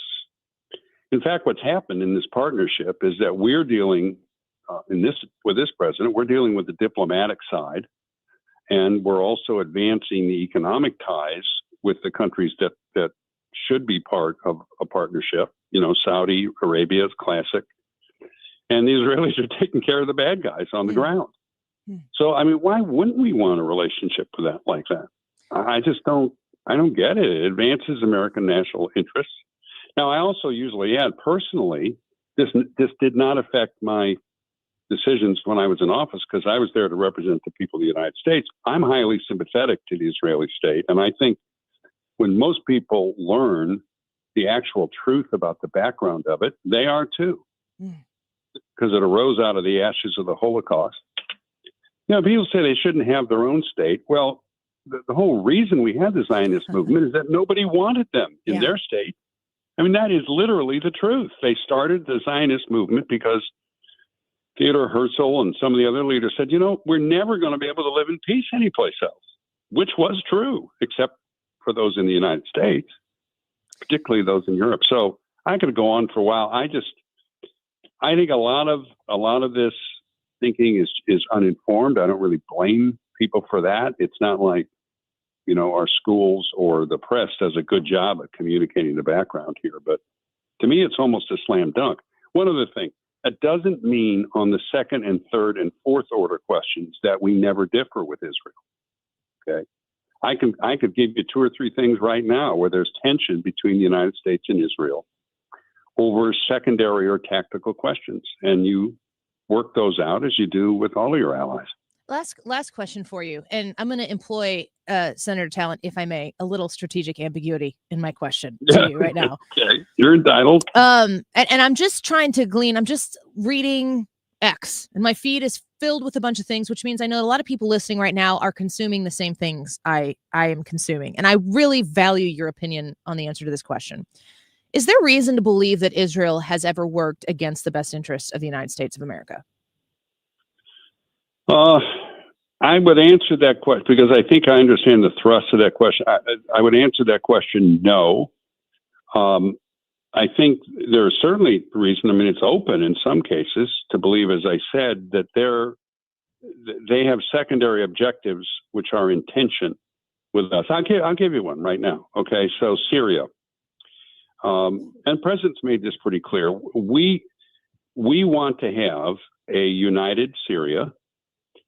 Like the Israelis, we don't want a united Syria that's controlled by Islamic radicals, whether Shia or Sunni. And that's an important enough goal to us that we're willing to run risks to that end that the Israelis don't want to run. They would rather have a Syria that is like broken up into pieces than run a big risk or a substantial risk of one that could become radical. In addition, they have the Druze that live. You've heard of the Druze? Mm-hmm. It's a separate religious community, very interesting one. And there are a number of Druze in Israel, and they're very, very good Israeli citizens and have served in the IDF and the rest of it. And the Israelis, they're going to protect the Druze in Syria, including, and they've done it already, by attacking government forces to protect Druze communities. We don't like that. They do it anyway. And so, the President Trump has the ability, if he really wants to use it. I mean, they attacked Qatar. We didn't like that. And the president made sure that's not going to happen again. So there's a lot of tensions. There are instances when they don't agree with our policy and may do what they want to do. But in terms of these conspiracy theories true, like they really are infiltrating, that they're behind Epstein or anything like that, those are ridiculous. And really, that's sort of the echoes of the anti-Semitic libels that have come down through the centuries, and often despicable, frankly. A direct answer to an ambiguous question. I appreciate you, Senator Talent. Thank you for being here with us. We value you very much. Your insight is always appreciated here. Thanks for being with us. Thank you, Annie. Take care. Bye-bye. Former Senator of the United States, Senator from Missouri, Jim Talent with us right there. And I like that answer. These conspiracy theories are ridiculous. Straight to the point. When we come back, Chairman Jason Smith, he currently represents Missouri's 8th District. He is the chairman of the House Ways and Means Committee. And we're going to talk to him about what maybe a Republican solution to healthcare might look like next on the Annie Fry Show.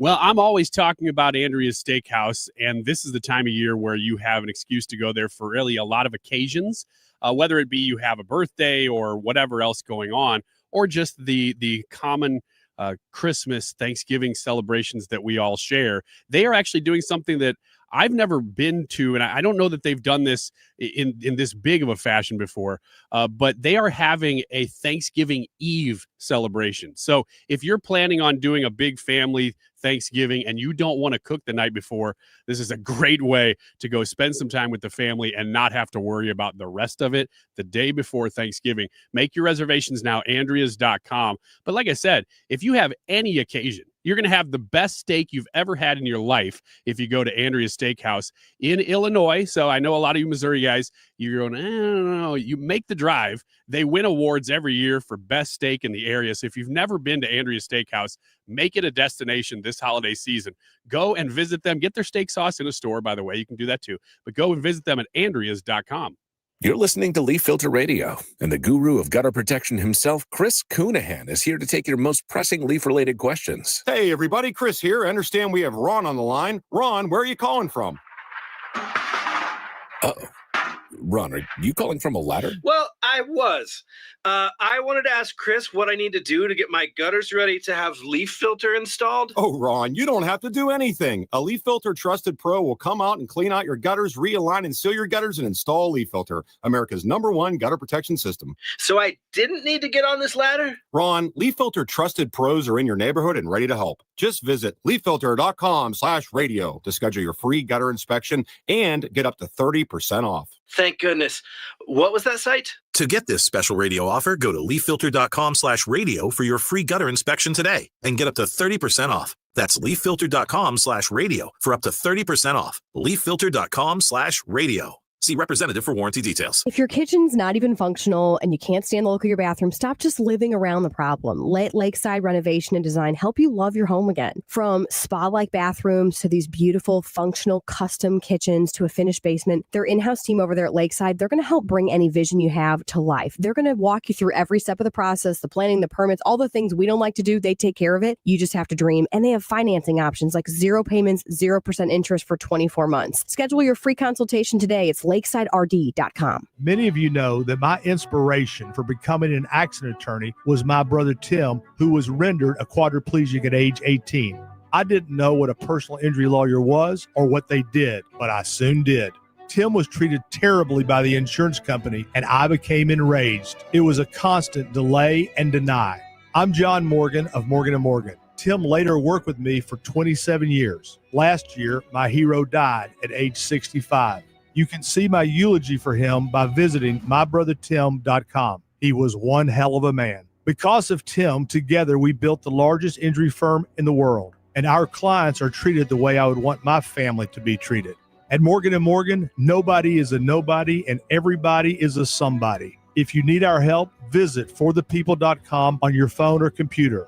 See you soon, Tim. Morgan & Morgan, forthepeople.com. Injured? Dial pound law or visit forthepeople.com for an office near you.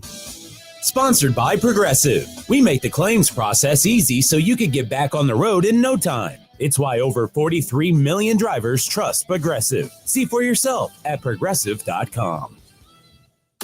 Rooted in faith, grounded in family. This is the Annie Fry Show.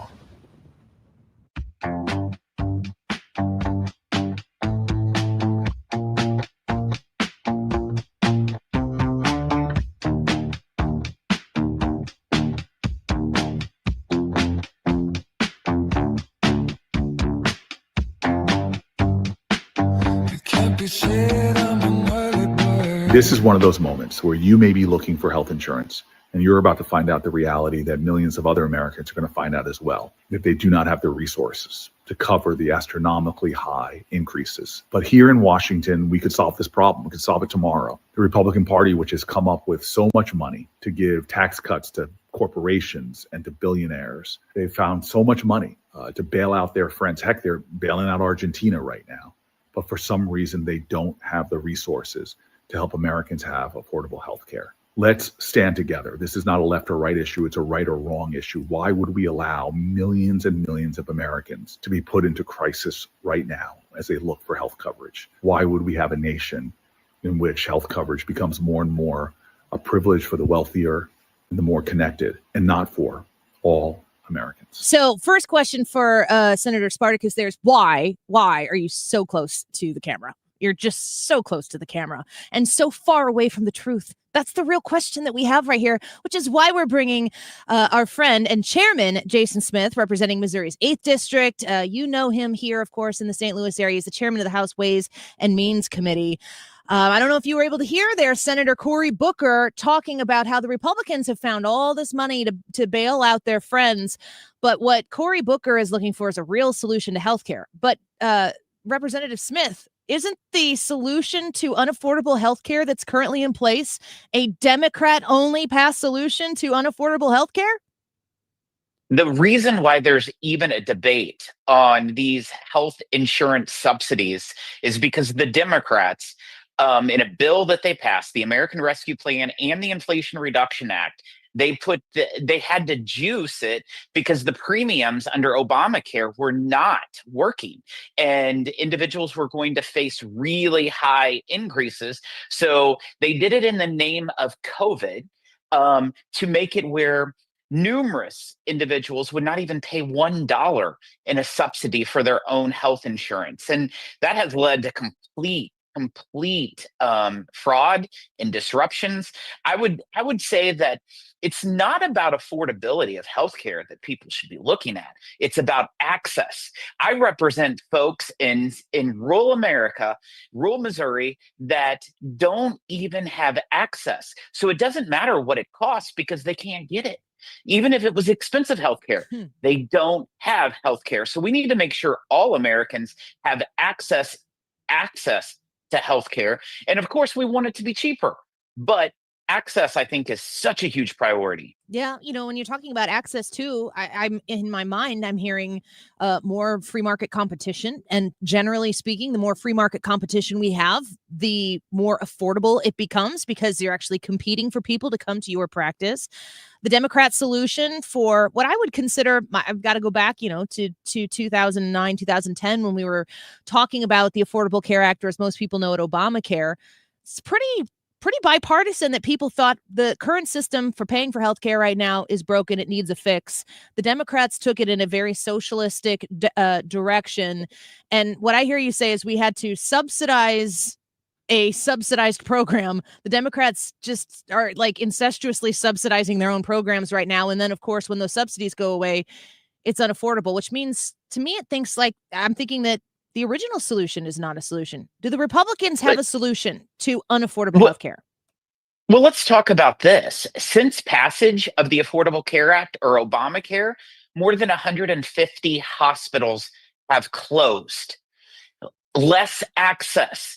And that has happened since they passed their premier healthcare plan. We're talking about these healthcare exchanges. That's what they're talking about with the subsidies. That's 24 million people. Of those 24 million people, Annie, almost a half of them last year did not even file one medical claim. It's because they didn't even know that they were on it. But guess what? Those insurance companies were being subsidized by government dollars. So out of the 24 million, 12 million weren't even participating. But guess what? 167 million Americans are on employer-based healthcare. You have roughly 80 million Americans on Medicaid, 80 million on Medicare. And what the Democrats is shutting down government for is for the 24 million for subsidies to insurance companies. Let's get real. Let's get real about reforms. Anything that creates competition is what Republicans have to be looking at. You want competition. Unfortunately, healthcare is probably the largest lobbying group in Washington, D.C., more than tax. And this is coming from someone who worked on the big, beautiful bill, dealt with a lot of those forces coming in whenever you change the tax code. The health lobby is much more significant, and that's why we have such a broken system where Americans have unaffordable health care. So if it sounds like the problem is foundational in the system we have right now. When Obamacare was passed, when the Affordable Care Act was put into place, what do you think that they expected it to go this direction and that it would materialize the way it did? Is it working according to President Obama's plan, or was it a failure? It didn't work, and we've been trying to put Band-Aids on it ever since. If you listen to the Democrats, they're even admitting that it's been a failure. That's why they're needing this Band-Aid to be extended, because the health insurance premiums are out of hand. This is all part of the result of Obamacare and what was set up with the exchanges. Okay, so knowing that, and knowing that the Democrats have been willfully, again today, voting to keep the government shut down. I hear people on the Republican side of the aisle saying that the Democrats are advocating for people who are not legal residents of the United States of America to get health care. Is that a true statement? Are the Democrats fighting for illegal residents in our country to have health care? Annie, it's unbelievable to actually think that that is a true statement because it is. It is an absolute true statement. The Democrats' suggestion of keeping government open for 28 days, just for 28 days of a continuing resolution, they demanded numerous items. One thing is permanency of those insurance subsidies, which is roughly $400 billion. They asked for another $1 trillion of spending, including $200 billion that will provide health care to illegals. And they wanted to eliminate $50 billion to rural healthcare. Those were all things filed in their legislation. It is public record of what their alternative was in keeping the government open. They are so out of touch with real America, and they are beholden to people who are not U.S. citizens. They're beholden to big health insurance companies. It's so unfortunate. They say one thing, but they do a complete different. Yeah, we're listening to Chairman Jason Smith here on the Annie Fry Show. He is Missouri's 8th District Representative. He's the chairman of the House Ways and Means Committee. You're intimately familiar as part of one of the people who helped put it together, the big, beautiful bill. I heard another thing that they're trying to do right now is get rid of those work requirements for people who want to take a lot of these benefits that come, like just want you to contribute. If you're an able-bodied, able-minded person, just participate in the system a little bit to access the benefits that the taxpayer is going to fund for you. Is this the Democrats keep using the word leverage, that this is their leverage point. They know that they don't have many, and this is one of them. Do the Democrats really understand the limb they're going out on right now, thinking it's one of their only shots at trying to get something through? Do you think they understand how politically perilous this could be for them? I think they're starting to figure that out, because when you have presidents of the unions, which is their party base, coming out and saying, guys, open up government, pass this continuing resolution, this clean continuation of funding. Whenever you have their largest backers, their largest donors telling them to open it up, that shows that they're clearly in the wrong direction. And this is the first time in the history of America, Annie, that one party has ever shut down government by refusing to allow a vote on just a continuation of current funding levels. We're just trying to continue funding that was on September 30th to be today until there's an agreement moving forward on the other items. Okay, so let's talk about I guess if the Senate were to pass the CR right now, they might extend it, and then the House would have to confirm that again. We're running out of time. You guys are running out of runway now to even negotiate the things that the Democrats even want to negotiate. I'm sure the Republicans have a lot of thoughts and plans on how they'd like to affect these bills as they're going to pass, hopefully by the end of the year. What areas do you want your constituents who are listening here on the Annie Fry Show? Do you want taxpayers to understand that you, as the chairman of the House Ways and Means Committee, like how big of an imprint and an effect can the Republican majority in the House, the Republican majority in the Senate deliver when it comes to how much money this government is spending? Well, just think about what has happened with the One Big Beautiful Bill. We cut out $1.5 trillion of spending. It's the largest cuts in federal spending in the history of America, which is astonishing. Up until that point, $400 billion was the most that had ever been cut in one single hand. We have a huge spending problem. Everyone knows that. But what I will say is that President Trump and with passage of the Big Beautiful Bill, we've actually been able to see progress. We've seen 2 months this year in the president's term where we actually had a budget surplus coming into the federal coffers. The month of June, the month of September, we saw a $26 billion surplus in June, which was the first time since June of 2016. It never happened in the prior administration, clearly never happened in the Biden administration. And it was the Obama administration the last time you had a surplus of revenues for 1 month. And then we did it in September. The reason why September we had a surplus of over $120 billion was because of the measures that we had in the big, beautiful bill taking effect. That is a step in the right direction. We need it to be 12 months, not just 2, but it is definitely progress. Do you feel confident that it's going to be able to get done? I mean, I feel like if you even had the right amount of time, if they would have agreed to the CR right there in September before we got into this government shutdown mess, you'd have been tight pressed with the timeline in order to make these big negotiations successful. Do you think you guys can get it done? We'll get it done. We absolutely will get it done at some point. I would say the date will be extended longer than the current one, which is November 21st. But funding government is going to happen. I would say, Annie, that after today, the political reasoning for the Democrats, these elections in Virginia, New Jersey, I mean, Northern Virginia, there's a lot of federal employees. And the Democrats are using this as a political tool to try to hopefully win some elections. After the elections are over with, I think you're going to see them come to the table and get their census. At least 5 more Democrats will get their census. There's a couple Democrats that have consistently voted every time to move forward, like Mr. Fetterman in Pennsylvania. But they haven't been able to get the 60 votes yet. Hopefully, after tomorrow, they will.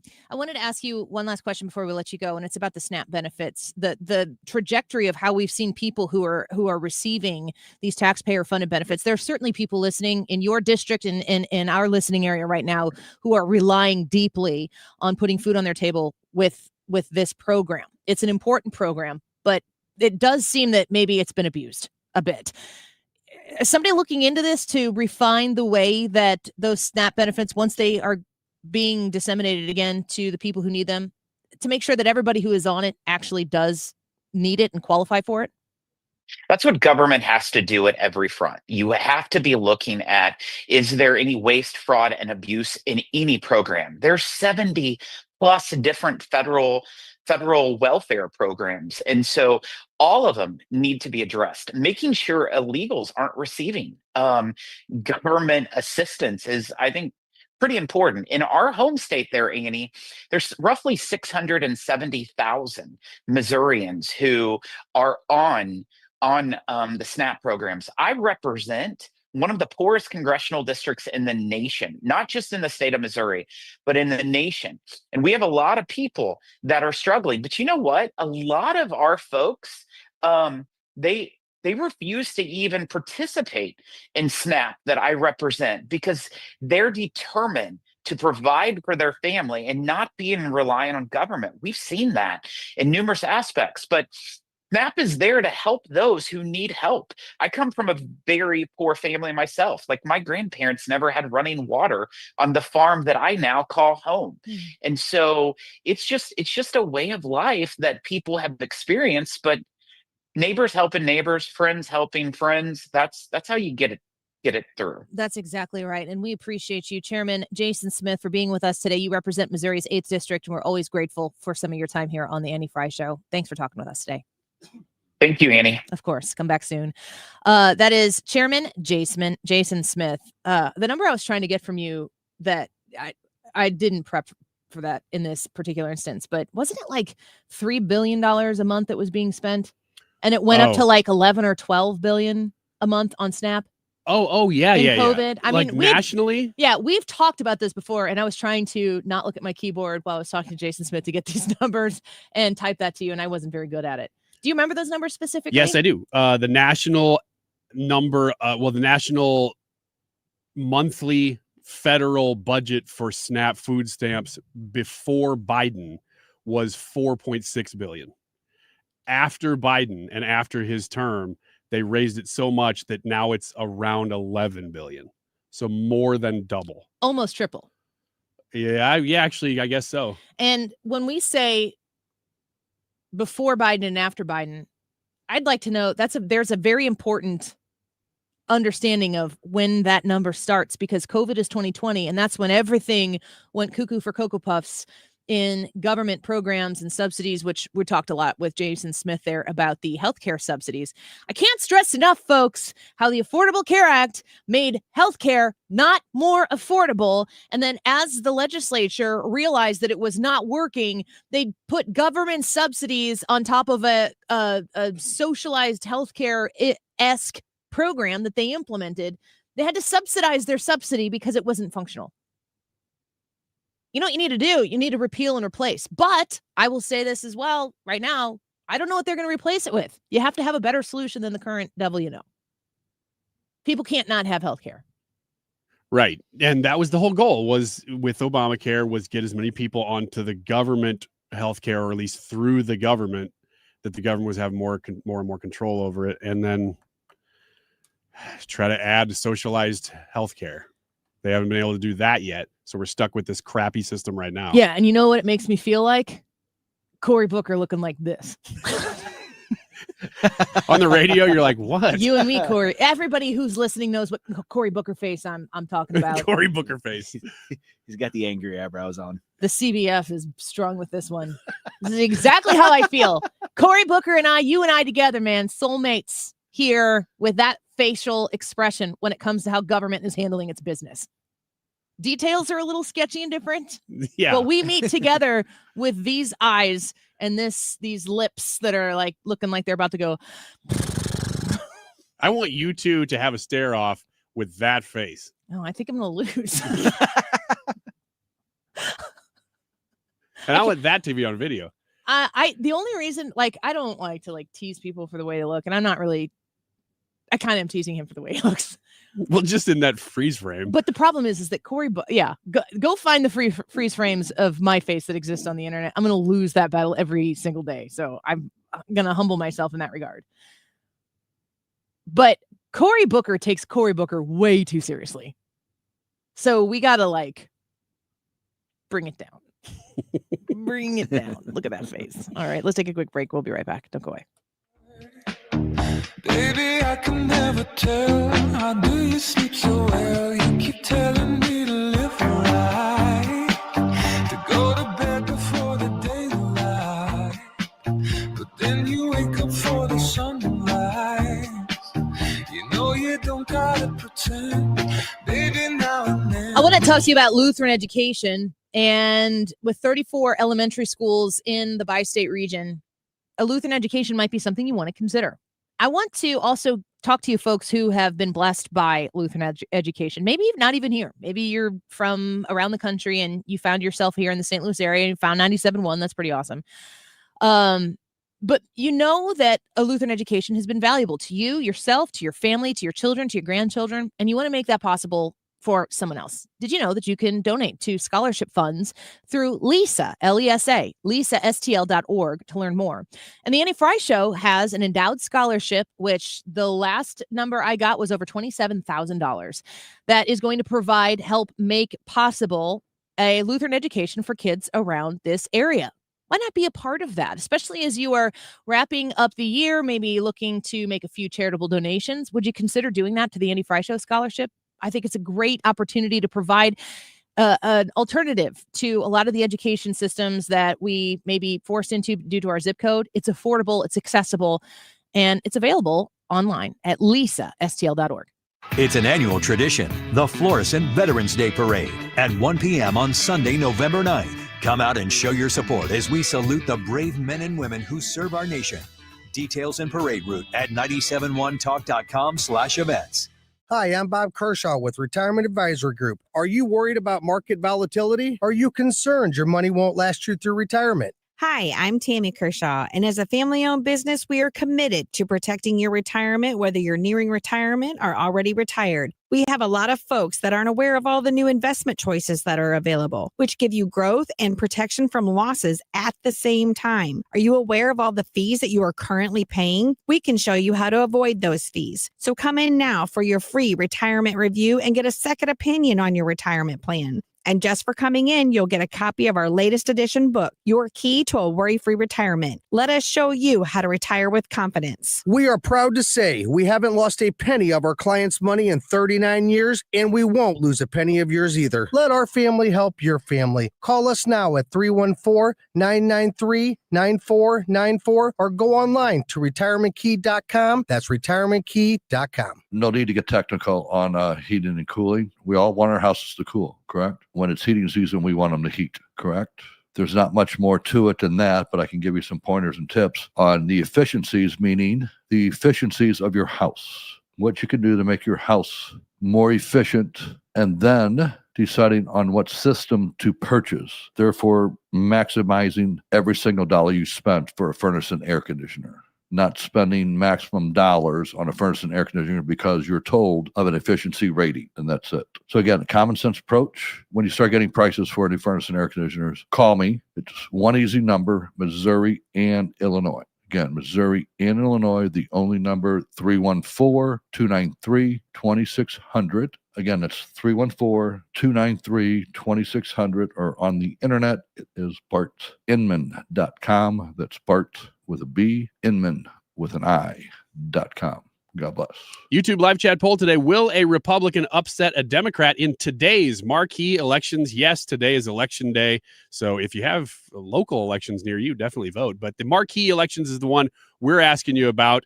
What do you think? Will there be an upset? A couple of starred comments here. One from Vicky says, yes, at least I'm hopeful they will win in at least one race.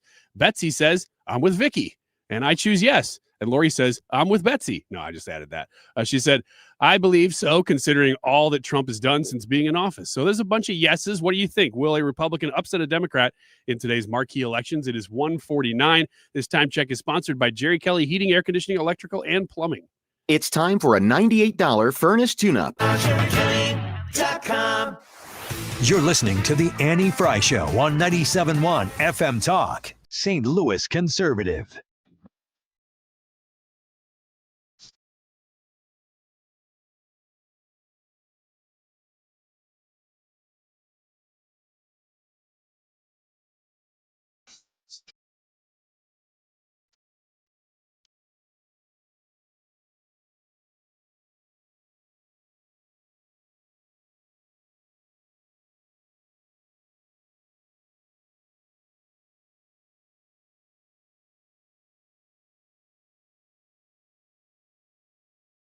Well, we've talked to a congressman in the last segment, Congressman Jason Smith with us, the chairman of the House Ways and Means Committee representing Missouri's 8th District, a lot about healthcare and the shutdown. Highly encourage you to check that out. Wherever you get podcasts from, it'll be up there. You can listen on the Odyssey app. You can also watch us on YouTube. You can watch the replay on the Annie Fry YouTube channel, whatever you want to do. A different congressman, Brandon Gill, is formally introducing impeachment articles against United States District Judge James Boasberg today. How do you feel about that? About freaking time. Super pumped. This guy is an absolute nightmare. He is the opposite of what you would ever want in a judge, no matter which side of the aisle. Fox News reports Republican allies of President Donald Trump have been criticizing Boasberg after news broke that he was the judge who signed off on subpoenas and other measures in former special counsel Jack Smith's probe. Representative Gill said Chief Judge Boasberg has compromised the impartiality of the judiciary and created a constitutional crisis, like an actual one. I heard that. He is shamelessly weaponizing his power against his political opponents, including Republican members of Congress who are faithfully serving the American people within their jurisdiction. Judge Boasberg was an accomplice in the egregious Arctic frost scandal, where he equipped the Biden DOJ to spy on Republican senators. Won't it be interesting to see if Democrat senators were okay with this? Well, Democrat senators aren't going to vote to impeach him. This guy is so sleazy. You don't think that there are Democrat senators who will say, well, this better never happen to me? Oh, I'm sure some of them will, like Fetterman might. If there is a place where Democrats are going to depart with the party line, it's going to be in the Senate. Yeah, that's where it's got to happen. I mean, maybe even with the government shutdown too. And Fetterman is like the one that's been the most vocal about breaking with the party now. But this Boasberg guy, I mean, this guy is so sleazy. He's the fly sitting there looking at your hamburger, like rubbing his hands together. You're just talking about that fly that's in here that you're sick of. No, I am a little bit tired of that fly, but this guy is very, very corrupt. He reminds me of the movie judge that meets in the alley behind the courthouse, like exchanges briefcases. This guy is so corrupt. It's unbelievable. They take every case to him. Well, let's go to the Senate and see what they have to say right now about the government shutdown, which they did try to vote to end it again today, and the Democrats said no. Of course, if you look at why we are here in the first place, it's hard to explain. I still don't know exactly what it is they want. We have accommodated a lot of their questions and concerns. They want to have a discussion about health care. We offered that up a long time ago. And, clearly I've talked repeatedly about having a normal appropriations process where we put bills on the floor, open it up to the amendment process, and allow people to have their voices heard and how we fund the government the old-fashioned way. So I'm still at a loss as to what it is exactly they're trying to get out of this. The one thing I do know is as the days roll by, the consequences and pain of the shutdown grow more severe for the American people. And especially if you are a government employee or the family of a government employee who's no longer getting paid, there are more and more stories of people out there who are trying to live paycheck to paycheck. And now you've got the food assistance going away, the SNAP program. You have Head Start and young kids who need to be able to have access to education. That's increasingly at risk. You'll see more and more probably next week with Veterans Day rolling around, Democrats out there posting nice videos and photos with veterans, which most of us probably should and will do. But the better thing they could do is actually support our veterans by opening up the government and allowing these regional offices to get open again, and allow the GI Bill hotline to start functioning and operating again. There are so many ways in which Americans are impacted by this, and certainly our veterans and our troops come to mind immediately. So I'm hopeful again that this is the week in which the Democrats will conclude that this is not a good thing. And while they may believe politically that it's in their best interest, and obviously we've seen lots of statements that suggest that, it's certainly not in the best interest of the American people. The American people are those who are caught up in the political games being played here in the Senate by the Senate Democrats. All it takes is 5 of them. We have a bill sitting at the desk, which we voted on repeatedly. It came over from the House of Representatives, meaning that as soon as the Senate passes it, it goes directly to the president. He will sign it into law. The government will reopen. And all these adverse consequences that are being experienced by people across this country will go away. That's all it takes. 5 more Democrats, 5 Democrat senators with the courage to take on their political base and their leaders and to do what's in the best interest of the American people. Mr. Leader, walk us through the play call here, the potential play call, the idea that there might be some sort of agreement to move the CR to a later date in January, vote Thursday night, Friday night, something like that. And is there a disagreement between the date between the Senate and the House? Well, I think obviously since we are now into November and the CR, we've lost 5 weeks. So the November 21 deadline no longer makes a lot of sense. So clearly it would have to be extended. And there is a conversation around what that next deadline would be. But the hope and expectation would be that we could get appropriations bills on the floor, get them considered and passed, so that we can fund the government through the normal appropriations process. All right, so you have been watching Leader Thune speak live on Capitol Hill. He's been in closed-door meetings trying to make something happen here. So Fox is going back to America Report, so we're going to break back in there. The interesting part of what we're seeing there from Senator Thune is, at least maybe it's been said before and I haven't seen it yet, but he's saying obviously the November 21st date is useless. And then the question from, was it Chet Pergram or Ryan Schmelz? It's hard to tell. They talked about January. And that's kind of weird to me that I didn't even consider I've always just thought that you fall off a cliff at the end of the year, but I guess you don't. You No, just keep can- passing a CR until you don't. So, I don't know. Do we want to see this get done before Christmas? I guess there are all artificially imposed deadlines. If you can CR till the cows come home, Yeah, that's what they've been doing. they'll anyway. have to. Because All they're right. going to take a Christmas break, too. Well, the government is still shut down. We'll update you at 2:05 to see if it's open then. Don't go away.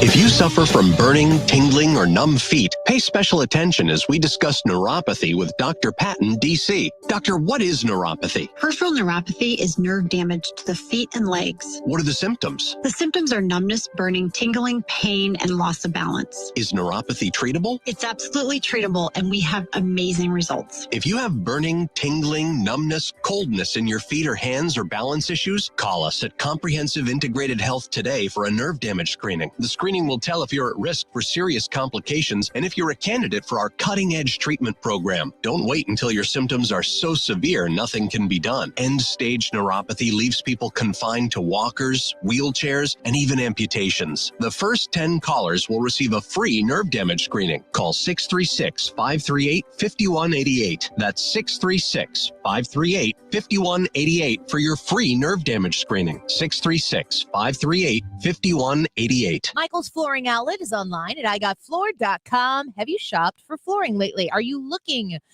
into shopping for flooring? Okay, we're getting a little bit closer to Christmas, and that sounds like a crazy thing to say, but we're 51 days away from Christmas here. So the Christmas season, I'm officially declaring it a thing right now here on the Annie Fry Show.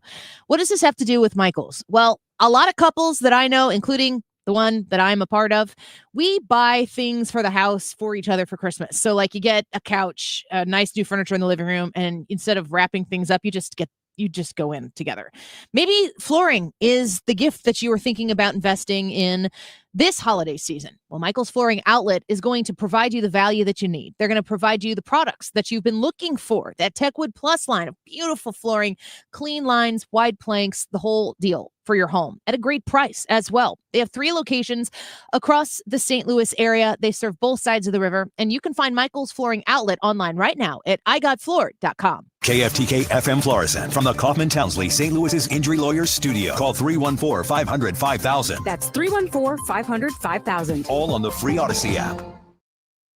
In the U.S. Senate, I'm Lisa Brady, Fox News. A stopgap bill to reopen the federal government failing for the 14th time to get the 60 votes needed to break a filibuster and advance. Some believe there is a light at the end of the tunnel as conversations are ongoing between rank-and-file Senate Republicans and Democrats on a plan to reopen the government and the Affordable Care Act tax credits. House Minority Leader Hakeem Jeffries. We are going to evaluate whatever is presented from the Senate if it emerges in good faith and in a bipartisan way. A new plan could include a new funding deadline of either late December or early January. Fox's Raj Bells on Capitol Hill, though each side of the aisle is still blaming the other for the shutdown. The Democrats' obstructionism will break the record for the longest government shutdown in American history tonight. White House spokeswoman Caroline Leavitt repeating the president's push for Senate Republicans to scrap the filibuster rule, allowing a simple majority to pass a stopgap bill.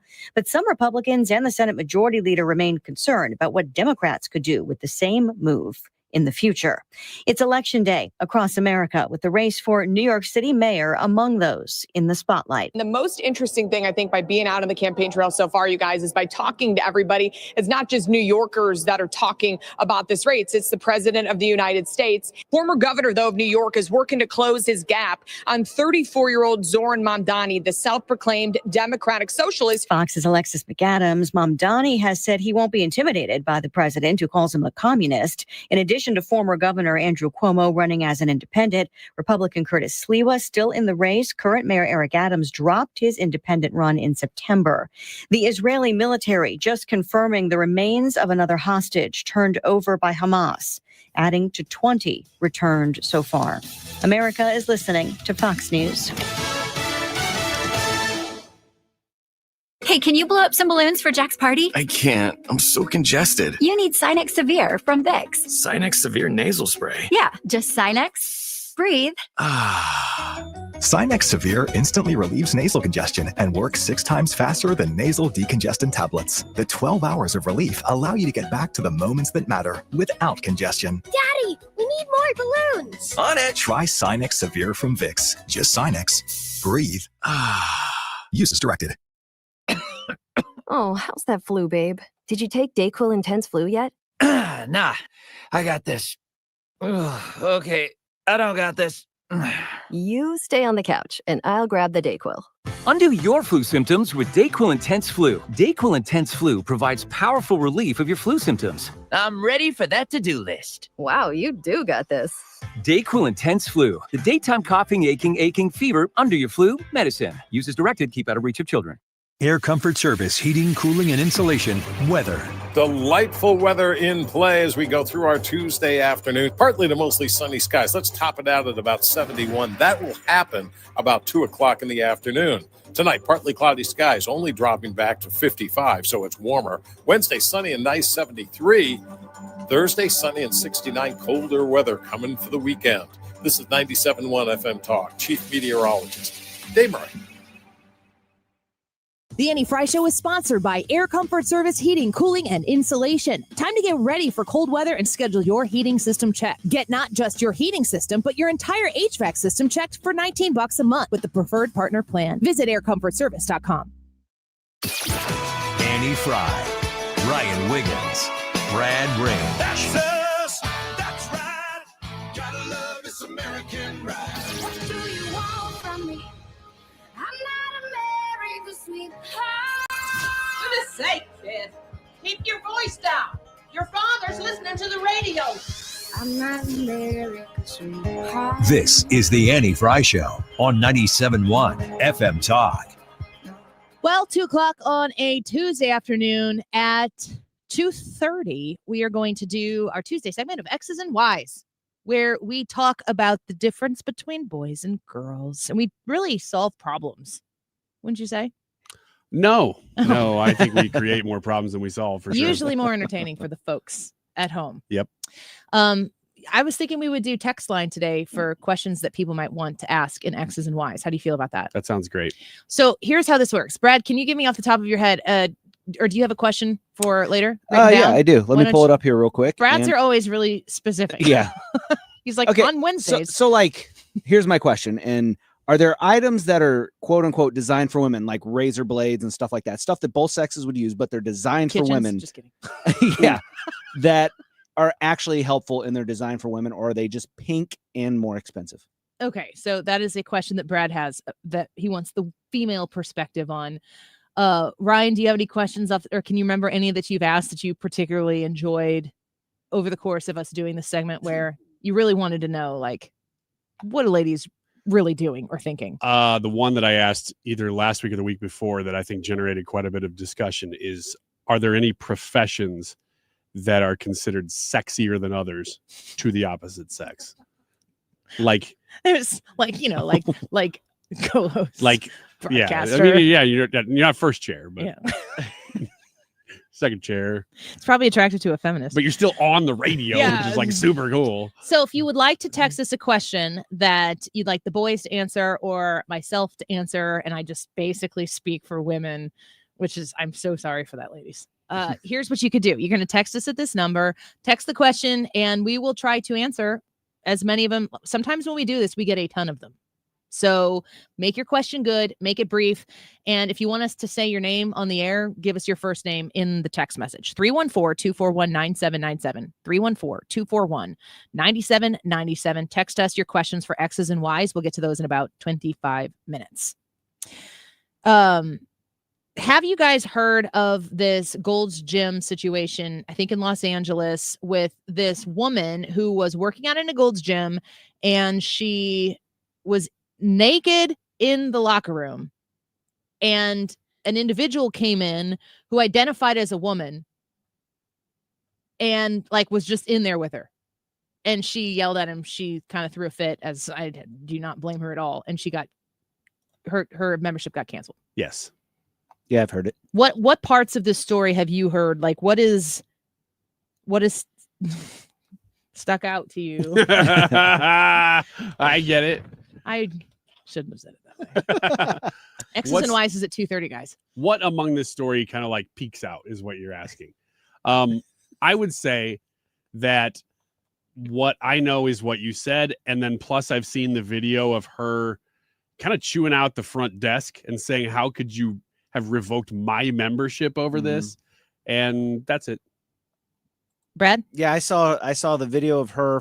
I don't want to use freaking out, but making her complaints known in the Gold's Gym. She was freaking out, but like justifiably so. Yeah, like legitimately freaking out. And then I also saw a video that she made of her sitting in her car talking about what her frustrations were. I haven't seen that one. 10:42. I wanted to play these videos, but you can't because there's some F words in it. Stupid FCC. Actually, no, good FCC. I appreciate you. So I'm going to try to find, I was watching the Faulkner Focus earlier today, and she covered the story, and I appreciated that she did. So I'm going to try to find here when she played these videos, because she did play the edited versions. As men, when you hear these stories, do you have reactions to these stories? Like, does it invoke a kind of an emotion in you when you see this? Because I believe we're kind of getting to a fatigue with this, where you have the same opinion you've always had, but it's hard to, you know, we don't, this is what the other side does. We don't look for the outrage moment, the flare point every day. Yeah. Which is a problem, because we become callous to something, we become fatigued to it, and it happens, and it causes you to roll your eyes and kind of, you know, scrunch up your face in disgust, and then you just keep scrolling. Yeah, but that's pretty normal. You almost have to do that. Otherwise, you're constantly outraged by this kind of stuff. So this story in particular, I had the exact reaction you're saying, which is I saw it. I watched it because it was there and Fox picked it up too. And so I'm like, oh, okay, this is like becoming a thing. But more so than the actual story, I was interested that it was becoming a story, because the more these things become stories, the more you find that America really is 70-30, 80-20. They always say that on these issues. And so when they become stories, it makes people realize that they're actually a little more socially conservative than they thought they were, which is good. Not that outrage. Like, okay, I want everybody to be able to live their life, but the lady who was naked changing in the women's locker room, she has a right to live her life too.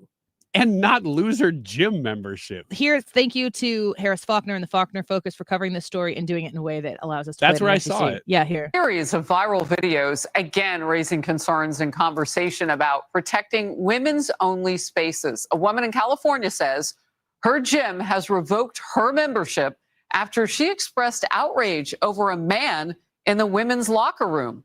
The woman confronted him. And just a note, we've bleeped all of them, but there are a lot of, well, bad words here. Watch. Stay out of the women's locker room. We don't want it. He needs to have his gym membership revoked for that. You can't give it to me for this. I'm a woman, and I have every right to not want a man in the restroom when I'm naked. There are girls naked in there. Look at them walking in there like it's okay. It's not okay. The woman in that video also explained the situation on TikTok. That went viral. She described being fully undressed when noticing the man in the locker room. I think this is probably happening at gyms across America, where like trans women are going into the women's locker room and not really caring about how women feel about it. And it's really hurtful, yo. Like, how you gonna say you want to be a woman or that you are a woman, but you don't give a how women feel? So she was emotional. So well said. Like, what kind of women's rights are these people actually here fighting for? It's not for women's rights. It's for the 1%ers' rights. It's for their individual rights. And I'm like, what? When I saw the original video from the woman who was bounced from her gym because she was naked in the women's restroom, and a transgender individual came in and was just like there present, as she says, with his wee out. It's a censored word that we can't air on this radio, this year radio. Wee, it's French. Wee. She's freaking out. We should all be freaking out when she's like, you get the heck out of here. That's the correct reaction to a man standing in a locker room while you're trying to change. And, this woman says in her TikTok video that she put up that was then aired on the Faulkner Focus, she's like, she says something to the effect of like, I don't know everything about the, LGBT gay rights movement here or there or whatever. And then she goes on to say, I'm a lesbian woman. Oh, I didn't know that. Yes, she said, I'm a lesbian woman. But she's like, why are there men changing or standing next to me while I'm changing in a locker room? Like the inversion of all the different things that get tied around here that the left has stood and championed for so long. It's gotten to the place where it's now complicated. It's gotten to the place where you have to start defining, okay, we've pushed ourselves into this movement where we're going to stand up for the marginalized individuals of our social community. We're going to say that they matter and that they belong. Well, guess what? I don't think that anybody should be deemed worthless unless they've taken themselves out of civilized society. If you're a man and you want to go through life wearing a dress, stay away from trying to influence my family. But like, if you're going to Walmart in a dress, I'm not going to take time out of my day to apprehend you while you're in the dairy section getting a carton of milk out of the refrigerator there. But if you are a transgender individual with body parts that are different to the tune of you being a male, if you look at this dude, he is a muscular dude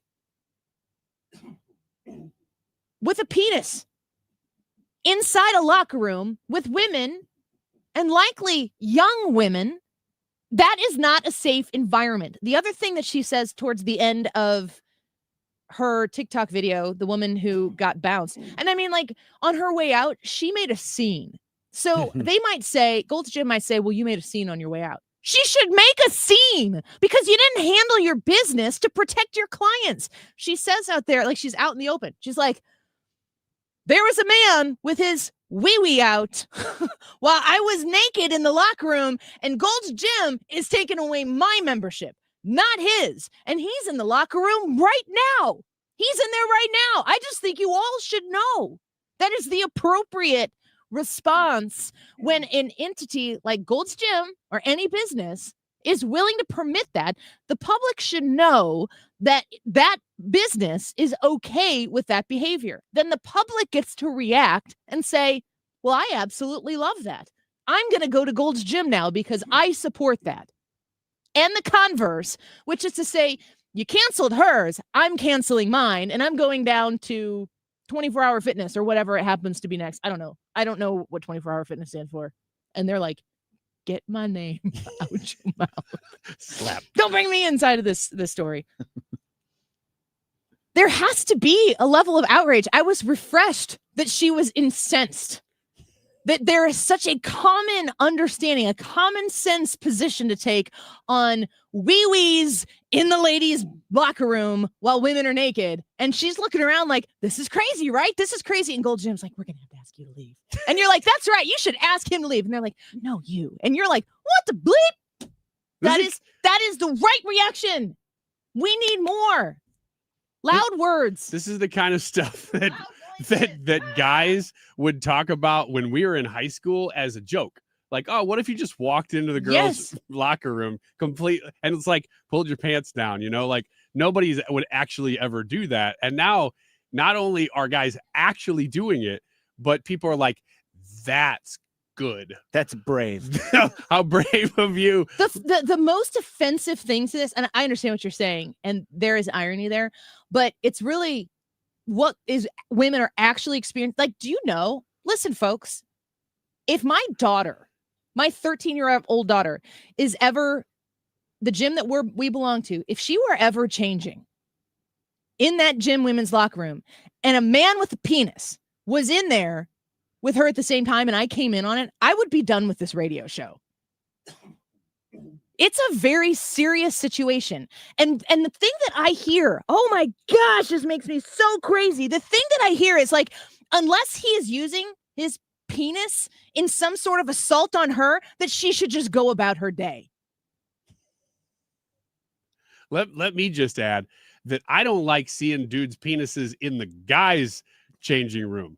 It makes me uncomfortable even in there. To think that there would have to be some sort of like line that you would have to cross where women are unchanging and are undressing in a locker room, that a man could be in there potentially exposed, but with his entire anatomy intact, to think that that is not a line crossed, because that's where we are right now. We are justifying, Gold's Gym is justifying that man's presence in a women's locker room. Where's the line, Gold's Gym? Give me specific details on when that becomes inappropriate. And I also want to understand why that man is safe in the women's locker room and not in the man's locker room. We hear from these individuals that they don't feel safe to go in a men's locker room. Why don't they feel safe there? Why is Gold's Gym not making a safe space for a transgender man in the man's restroom? Everybody is being asked to accommodate one person in this instance. Why is that okay? It's obviously not normal. It's obviously not what contributes to a sense of normalcy in a civil society. This guy, and like, side note, this man does not look feminine in any way, shape, or form. And screw you, sir, if you think that wearing little drop earrings and painting your nails and walking with your butt out and your chest pressed forward makes you feminine. That is so offensive to what it takes to be a woman, a biological woman, physically, the demands that are on a female's body. You could never. But not just that, but socially. What it takes to be a woman in the year 2025 and what it took to be a woman in the year 1725. You do not get to appropriate that for your kicks and grins. And you certainly don't get to impose it upon other people and expect them to just act normally. It's not normal. This woman's outrage, completely justified. And we need more people yelling, what are we doing? Why is this happening? Because if we get complacent, like I was saying at the beginning, if we become calloused or fatigued by, oh, it's happening again, then it's just going to be something that is going to be permitted and continued to grow for creeps. Who are going to use this as an opportunity to do something terrible. I just don't get the logic, because even the people supporting it are saying basically, yes, this is what you can do this and it's okay. You can walk into a girl's locker room and then whip your junk out and be like, I'm a girl. And everybody's supposed to go,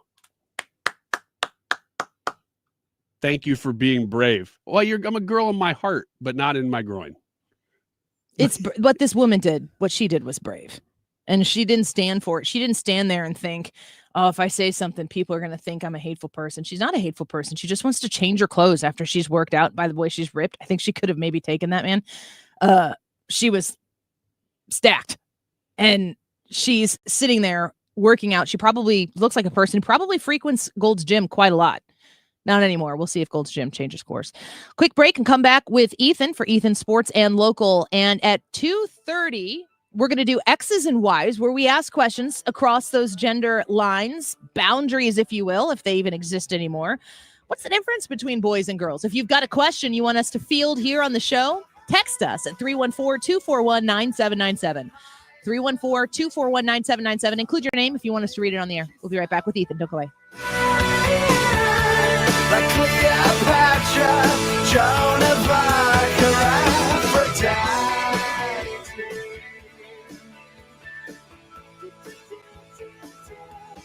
She's so high above me. First class and fancy free. RulerFoods.com is the website to learn about every single saving that is a little extra right now on the top of the everyday savings that you're going to enjoy when you go to Ruler Foods. So we could talk about some of the specific savings. Don't forget, delivery of these savings directly to your door. That's available at rulerfoods.com. Just click on delivery when you go to the website. They make it easy to shop smart and spend less every day. This week, you can save on red or white seedless grapes $1.49 a pound. And get your turkey right now while the getting's good. Kroger frozen turkey, 10 to 20 pounds, just 99 cents a pound with a limit of 4. Kroger 12-count eggs, buy 2, get 1 free. You can stock up as the baking season is upon us with a limit of 9.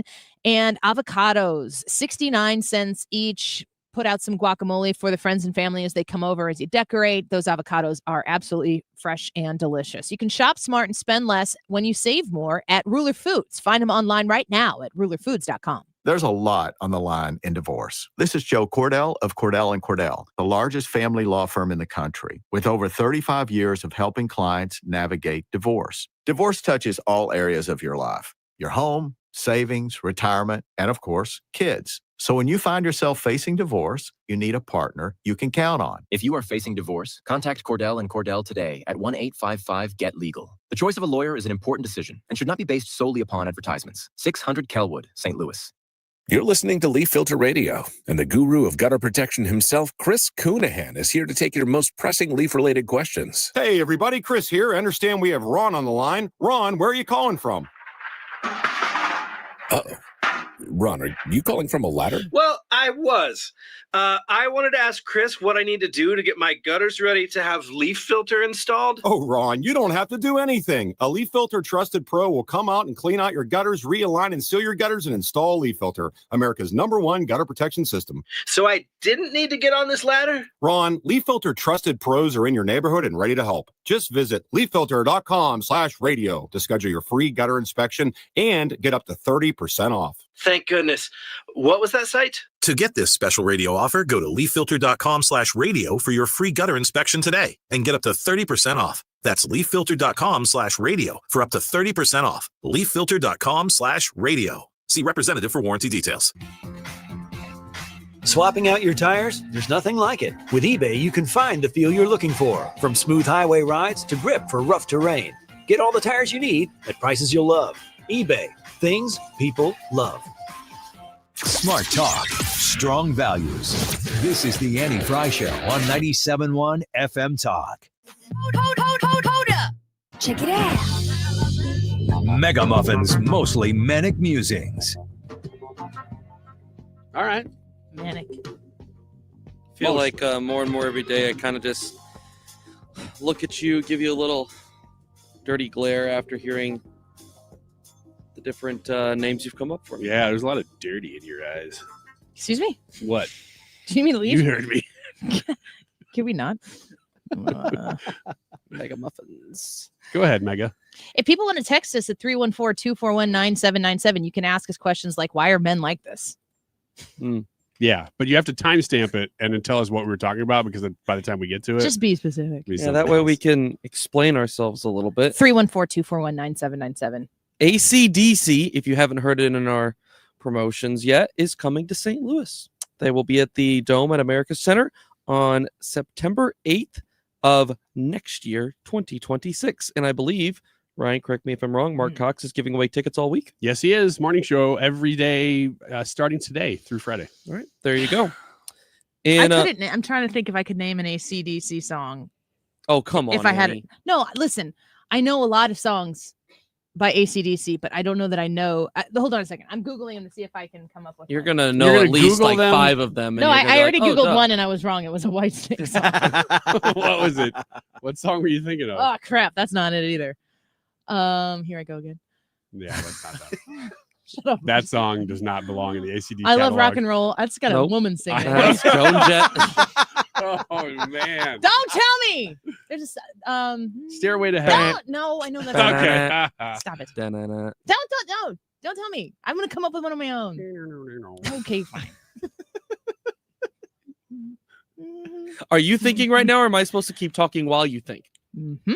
Okay, then I am moving on to the next story while you think about AC/DC songs. St. Louis City announced yesterday that... In Black! Is that what that was? That's what we were humming. I know! I was having to... you should clear your throat, buddy. I heard you do that, but I had to go through the whole intro before he went back in black. There you go. And then I was like, oh, that's the name of the song. I thought I'd have to go to the chorus, but it was quick. You got there. Good now work. you're doing your segment. Good work. Back You in could black, keep guys. thinking of them because there's a lot more. I don't know popular that I ones. can. Okay. Thunderstruck? Ooh. Yep, that's Yep, one. Good you work. got it. Oh, it's the YouTube chat. It's not me. That's a shame. Thanks, Doug. St. Louis City announced yesterday that Corey Ray would be the new sporting director of the club following What's a sporting director in soccer? the sporting director. So it's funny because soccer has general managers, but unlike most sports, the sporting director kind of is the one that gets more attention as far as what is the club doing, who are they bringing in, what are they doing at the You said that like at you all were of British. the levels. What is? Did I really? What is sporting? Is it because it's soccer? It is. Is that why? It's very sporting, Oche. You have to do. Yes. This all the soccer stories. You now have to do it in British or like some pick a That's European called accent. culture appropriation. Amy. Exactly, and I want you to nail it. It is. This And we will want be- Queen's English. This will be Queen's Ray's English. second crock at being a first-team sporting director after a short stint with FC Montreal. I'm now excited for soccer news. Less than a season. Prior Football. to that, he hadn't been an assistant to the sporting director with Toronto in Columbus. During his time with those two clubs, Toronto actually won an MLS Cup, and Columbus won too. There you go. That's not awful for off the cuff. Now report I always on get as mixed if between that and Australia. Yeah. You get a little You were. quirky. Crikey. You were. Now do it like you're trying to find animals in the wild, but with soccer. Hold on, I have some zoo news in here. Let me find it real quick. Also British. That is Australian now. That one made more sense though for Yeah, yeah, animal find an news. animal. Say Right? you want to eat a biscuit. Want to eat a biscuit? That's pretty good. I don't care. I'm okay with it. All right, I found my zoo news. 5 southern white rhinos have officially arrived at the St. Louis Zoo Wildlife You're Park really good at this for me not teeing this up for you ahead of time I at agree. all. in North St. Louis What County. other tricks do you do, Ethan? I want to tap into these skills. I that you can have. balance. I can balance one-footed on a beach ball.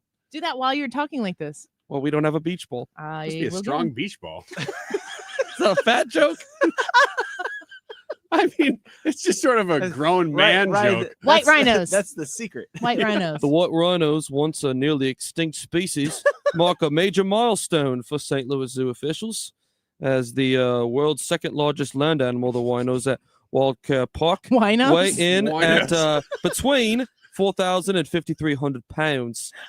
The zoo's free. Winos can get in. The winos indeed can get in, as well as the dingo babies. I think white rhinos. I just heard this recently.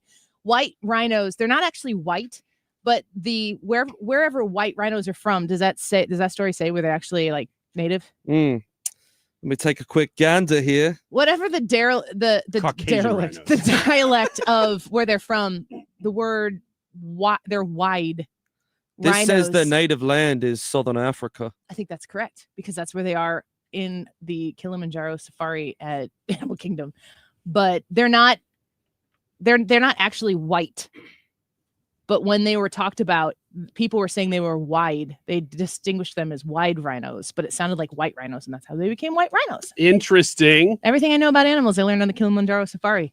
Been on it a few times. I am what do you call someone who safaris? A safariist? Safarian. Sorry, we're Okay, one more quick story. You can do it in Ethan's accent. okay. Thank you. My God. It was a good night for the local college basketball teams. Last night was the opening night for Mizzou, SLU, and Illinois men's basketball. Mizzou played on the road against Howard, won 88-67. The Billikens hosted Southeast Missouri State and won 92-67. And Illinois obliterated Jackson State 113-55. And let me just add real quick, the Blues ended their losing streak last night. Yeah, they did. Hey. Mad The Scientist on Edmont- YouTube says Ethan's accent is cruelty towards Australians. Go on. You know what? That kind of hurts my feelings because you guys all kind of, made me feel good about Oh, it. I love it. I'm Yeah, we and like I'm it. a quarter Australian, so I have enough heritage to officially weigh in on that. I appreciate And that. I am partially drunk. Also offensive. The Blues. The Who are Blues are those two drunks over in the corner of the reptile house? Rather just stay in the warm. Couple of winos. The Blues are on the road on Wednesday against Washington. I'm done. X's and Y's next here on the Andy Fry Show. Text us 314-241-9797 if you got a question. Save this ship, please. SOS. We'll be right back.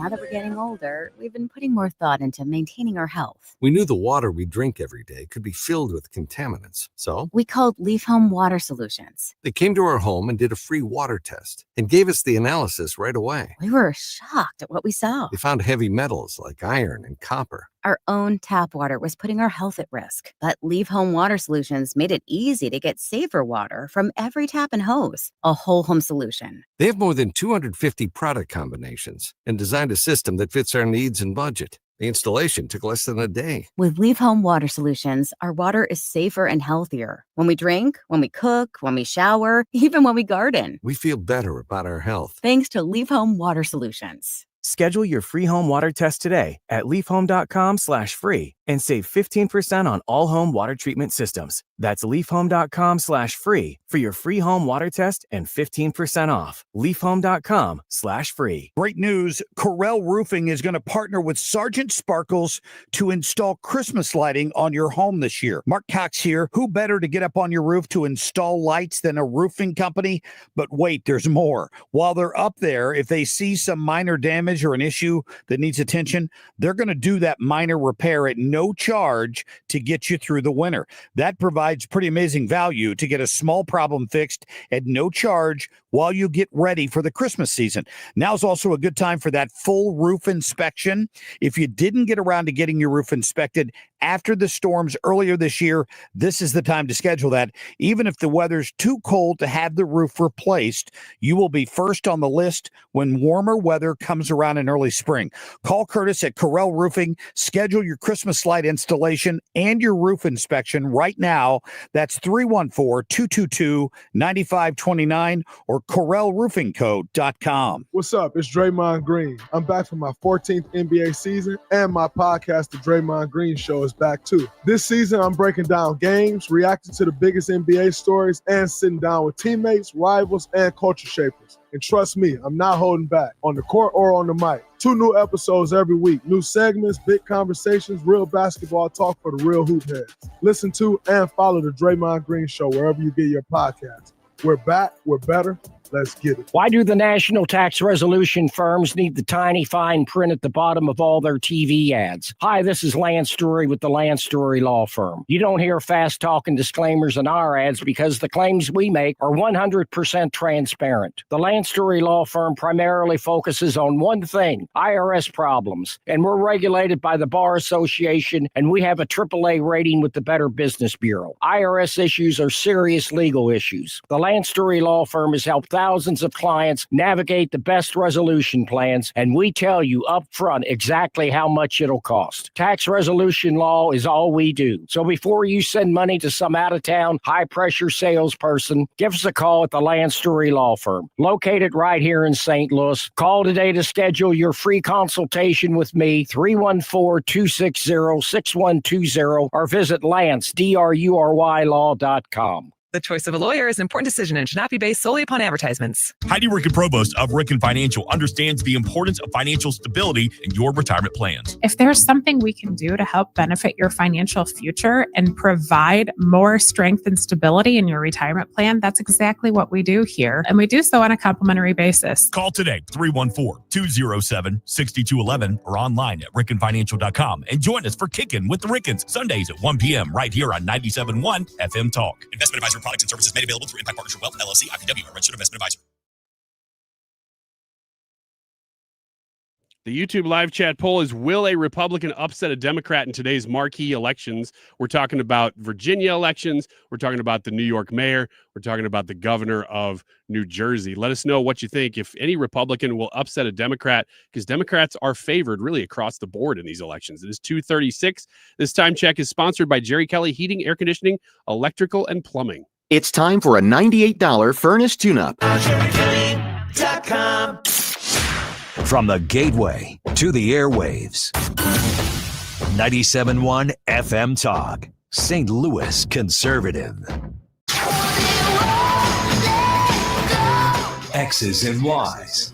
Okay, so before we get into our text message comments, questions, I should say, for X's and Y's, read that one comment you said we got before I asked, I think specifically for questions for, was this before I asked for questions? I don't know which one you're referring to. The one you just told us. Oh, okay. I think that this was texted before I put out a call for questions for X's and Y's. So this is just a reaction to the show, and I think it's an important one. We take criticism well here on the show. And this was about an hour ago, so this was before we said, hey, text in. So yeah, you can always text in. We'll see them eventually. It says, today's show is too far over the political edge. Need more beaker. I don't know what you're talking about. Beep, beep, beep. I don't know how that came up. I don't either, but it's really funny to me that at first I was like, oh, we're hitting it a little too hard. And then it's about Beaker. And I'm like, oh, there he's one of us, or she. Yeah, it doesn't say the name. So there you go. When we feel as though the show's starting to get off track a little bit, we'll beak it out. Yeah. You went to go get your questions. We'll start with yours. Okay. First question is, and there are some from the text line. And okay. Keep them coming in because I'll monitor that as we go too. Which is more annoying? For a girl having to shave your legs or for a guy having to shave your face? Which one do you perceive to be worse? Which one do I do? Yeah. I've never shaved my face. I've never shaved my legs. Well, let me ask you this. You both have beards. How often do you maintain the face? How does that work? I would say every other day. I can probably go a day without doing anything. I usually trim mine up once a week. Oh. Legs. Legs? Yes. I trim those up once a week. No, you don't. Braid them. Ew. I don't know. I don't know if shaving.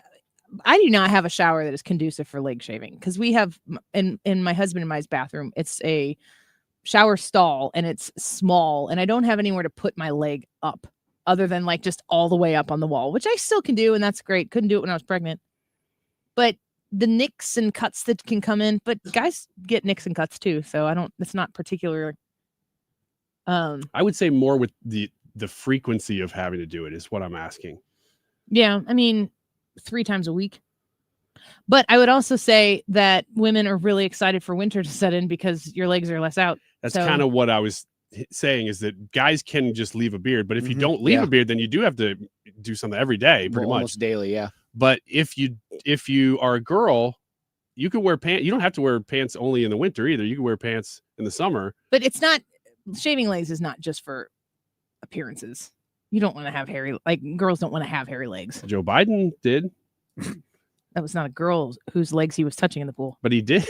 I'm just pointing out that he did. It's just like saying, and the sun rises in the east. Okay. You just reminded me that Joe Biden said he had hairy legs. That's all. And I had to say it. Well, thanks for admitting that you just said a random thing out loud. You're welcome. Brad, question? So along those lines, are the items that are designed for women, what makes them designed for women? Are they actually that, or are they just like different colors and stuff? So I'm talking about answer the antithesis of that question first. Things that are designed for men. Well, like razor blades aren't. I wouldn't say a razor blade is designed for a man or woman. I use a man's razor. So, like, is there actual value to a quote unquote woman's razor? There could be. I don't know if men have razors that have like lotion around the razor blade. It makes your legs shave smoother. But I don't know if we're just talking about razors. Is there a difference? I mean, a blade's a blade. I feel like men's razors last longer than women's. Why? I don't know. I would guess that.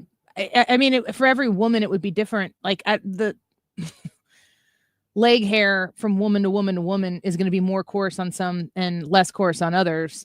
But I would feel like beard hair would generally be pretty coarse. So maybe it just has to be more durable, but I always prefer a men's razor. It just does a better job. But you got to be careful with it. Do women's razors cost more? I have no idea. I don't know the answer to that either. Yeah. You implied that they did. I would think that men's would cost more. Yeah, I don't know if they're more or not. I would just you look at some of the, like Annie was saying, some of them have like lotion or stuff on it, and it's like this big chunky head that goes onto the razor blade, and you're like, well, what is all of this? How is that helpful? And like, you would think more on it would be more expensive. Text question. All right. This was one of the first ones that came in when we opened up the topic. It says, broadly speaking, and I don't think that's supposed to be a joke. Broadly. How do you all feel about traditional gender roles? Are they still relevant or are they sexist? I think they're relevant. I still think it's okay to have like a norm and to deviate from the norm based on what works for you and your, I mean, I assume we're talking about relationships and for our purposes here, marriages, because if you're single, you're responsible for everything. You can't be like, well, I'll wait for a man to come around and manage my funds, my finances. Charlie Kirk and his wife sat down and did a podcast where he said that a real man manages the finances and that your female should never have to understand even anything that's going on financially in the house. She should just know that she's cared for. And that should be the goal of men, is to manage and to take the burden off of the woman entirely.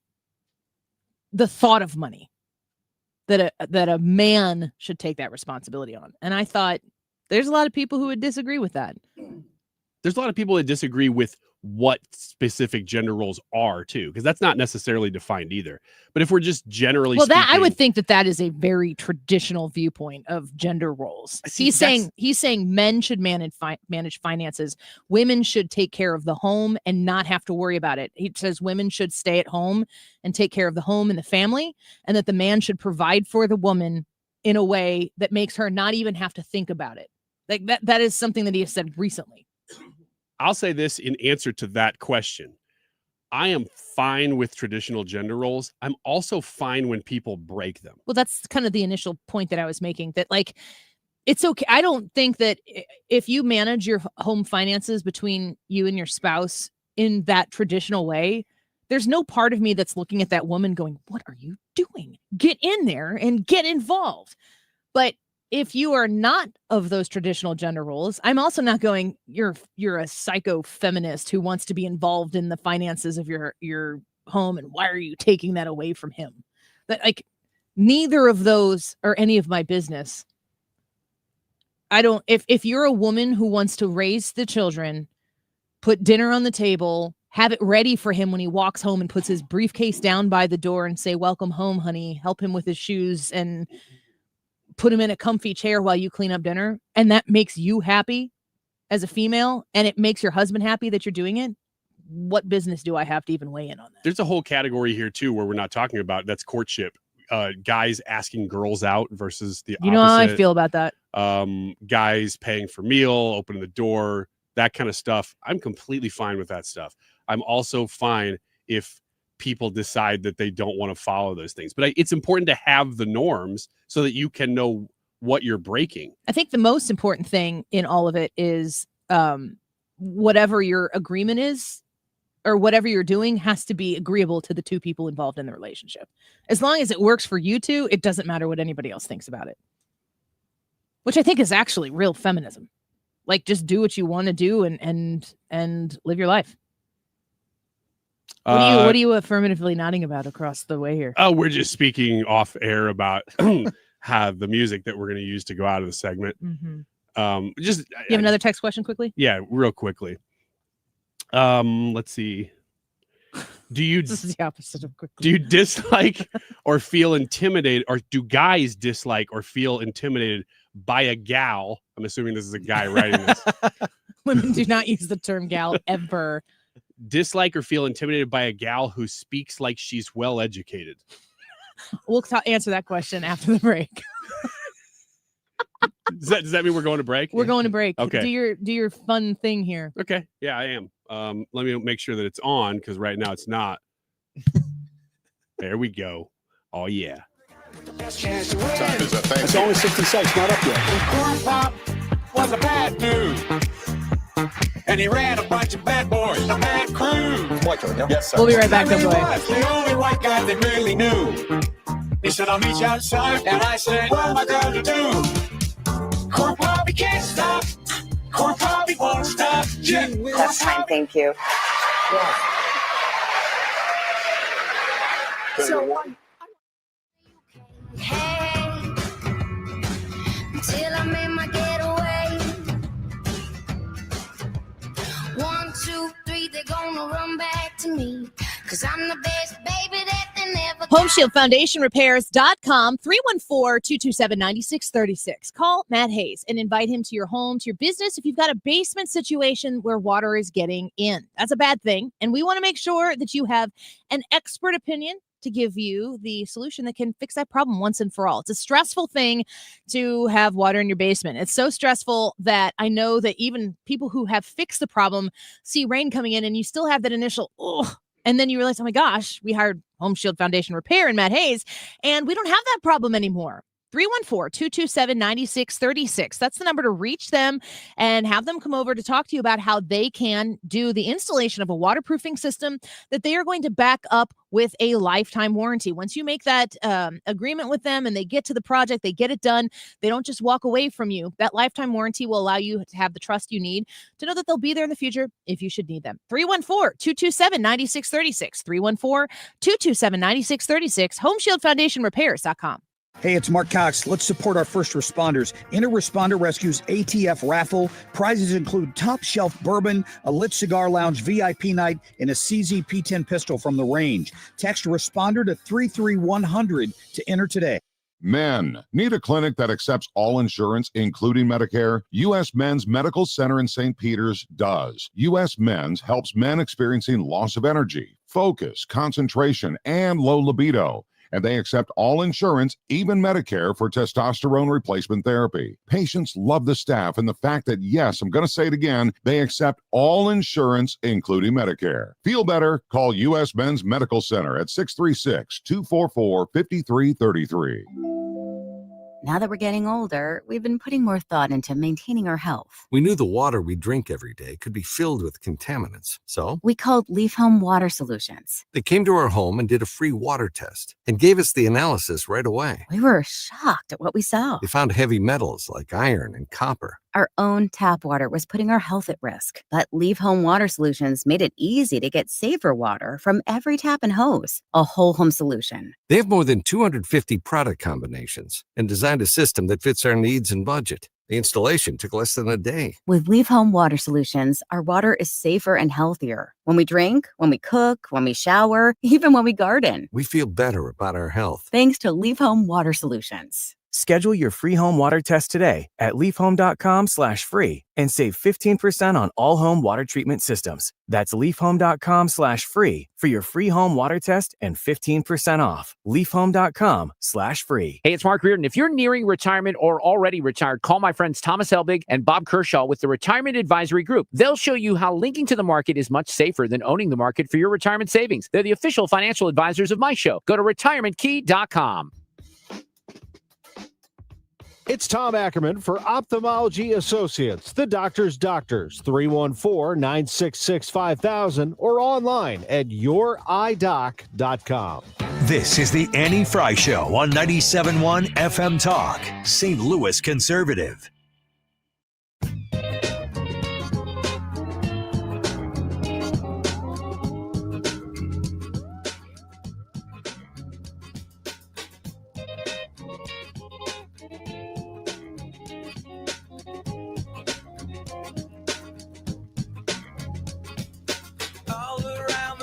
Welcome back.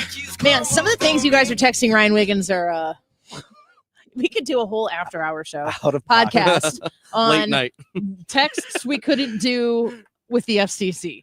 314-241-9797. We're pretty much out of time, but we're going to answer a few more X's and Y's. The one we went to break with real quick for the gentleman to answer. Go ahead and Do guys dislike or feel intimidated by a gal who speaks like she's well educated? One of the commenters here said that he was confident that I've used the term gal pals in my life, and this here just now is the first time I've ever said that. I have gal been on pals. this show for 6 years and I've never heard you say that. I feel like that would have been like a 90s or early 2000s thing. The question is, are you intimidated? Is the intimidation? Are you intimidated by an educated woman? Ethan? Absolutely. I'm so scared. You know how to She made me speak proper like an English? Australian earlier, and I You don't- just jumped. You don't say Said, gal "Crikey." pals? How can I? I have to take you seriously? Nobody in here thinks that you're talking about me, because that would presume that you view me as an educated woman, Brian. So They certainly do not. you're like completely not intimidated by this one over here. Yeah, it's hard to know. I'm surrounded by dumb women. I'm gonna just text my best friend right now and tell Mrs. Wiggins. Hey, fave gal pal, just have to tell you the deets. Barf. I'm not intimidated by that at all. Brian, answer the question. Intimidated by an educated woman? No, I prefer it. I don't. He finds it hot. I find it really hot. Into the whole librarian thing, you could say.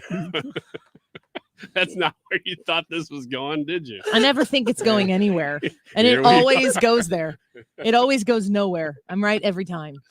Librarian. Hair's up in a bun, huh? Must be educated.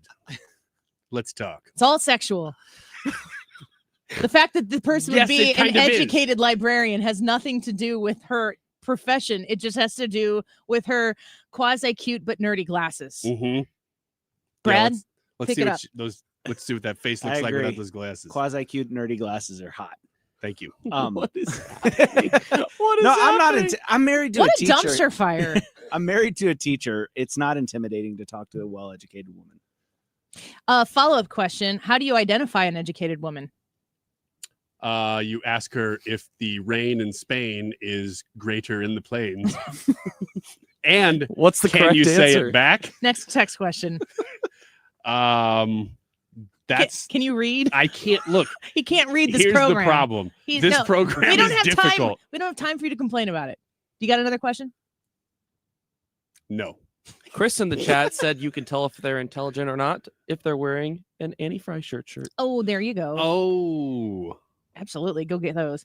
How much do you think that humor in women, like how much do intellect and humor go hand in hand for men and for women? I'm going to say that my experience, I don't know if it's the same for the younger generation, but this is making me feel like an old lady.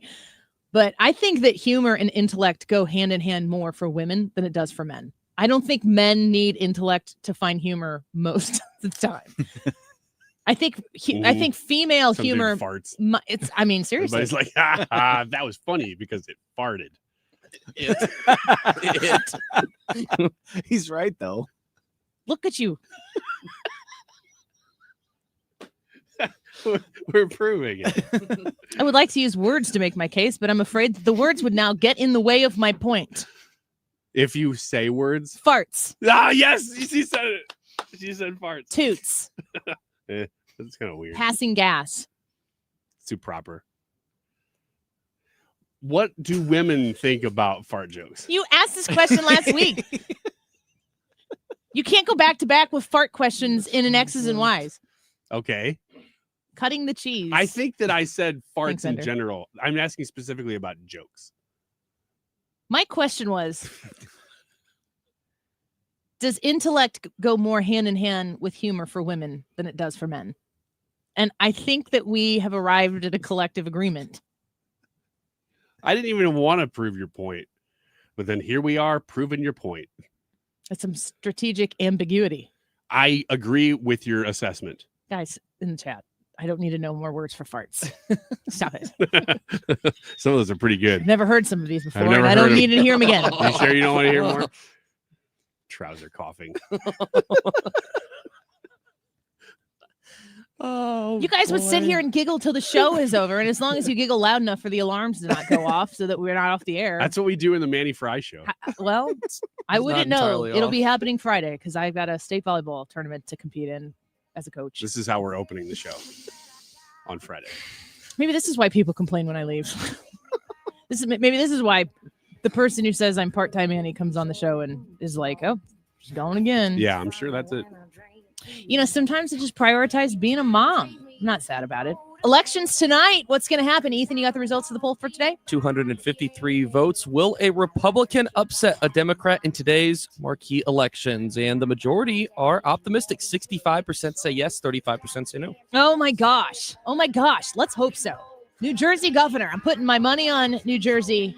If I had money to put on it, that's what I would do. We'll find out tomorrow. The Mark Reardon Show picks up right here. We all hear the radio ads about the IRS. They tell you to be afraid, to be scared, and they try to frighten you into calling. I'm not here to do that. Tax Relief Advocates is different. TRA is here to tell you that if you owe money to the IRS, whether it's $5,000, $50,000, or $500,000, we have a solution. It doesn't matter if you're sitting in your car, at work, or with your kids. No matter where you are, call now. 800-575-6986. Don't lose hope. TRA can eliminate or reduce what you owe to the IRS. Generous programs are now available that can give you a fresh start. Our passion is taxes and helping individuals fix their IRS problems. We have over 1,000 5-star reviews on Google and an A+ with the Better Business Bureau. You don't need to be afraid of the IRS any longer. End your tax nightmare today by visiting us online at TRA.com or call 800-575-6986. That's 800-575-6986. Tax Relief Advocates. Real solutions for real people. Stewart's American Mortgage and the Bagel Loan. Easy to reach with a phone call, even a text message to 314-324-4440. That's 314-324-4440. Why a bagel loan? Well, because a bagel loan comes with $0 in closing costs. So for your brand new home purchase, your new mortgage, even your mortgage refinance, and even your cash out mortgage refinance, when you use a bagel loan with Stewie at Stewart's American Mortgage, you don't have to pay any closing costs when it comes time to wrap up the terms of that loan. And let me mention, he can close in less than 2 weeks. So your ability to call or text Stewie right now at 314-324-4440. That's 314-324-4440. Talk to Stewie about your circumstances. He is going to give you all the information you need to make a really smart decision on securing your financial future in the best possible way with a bagel loan at Stewart's American Mortgage. Reach out to him. Make sure you tell him Annie said hi at 314-324-4440. Google the bagel loan, NMLS number 226715. With this season's drought and high temperatures, demand for new sprinkler system installs is at its peak. Even with a little rain in the forecast,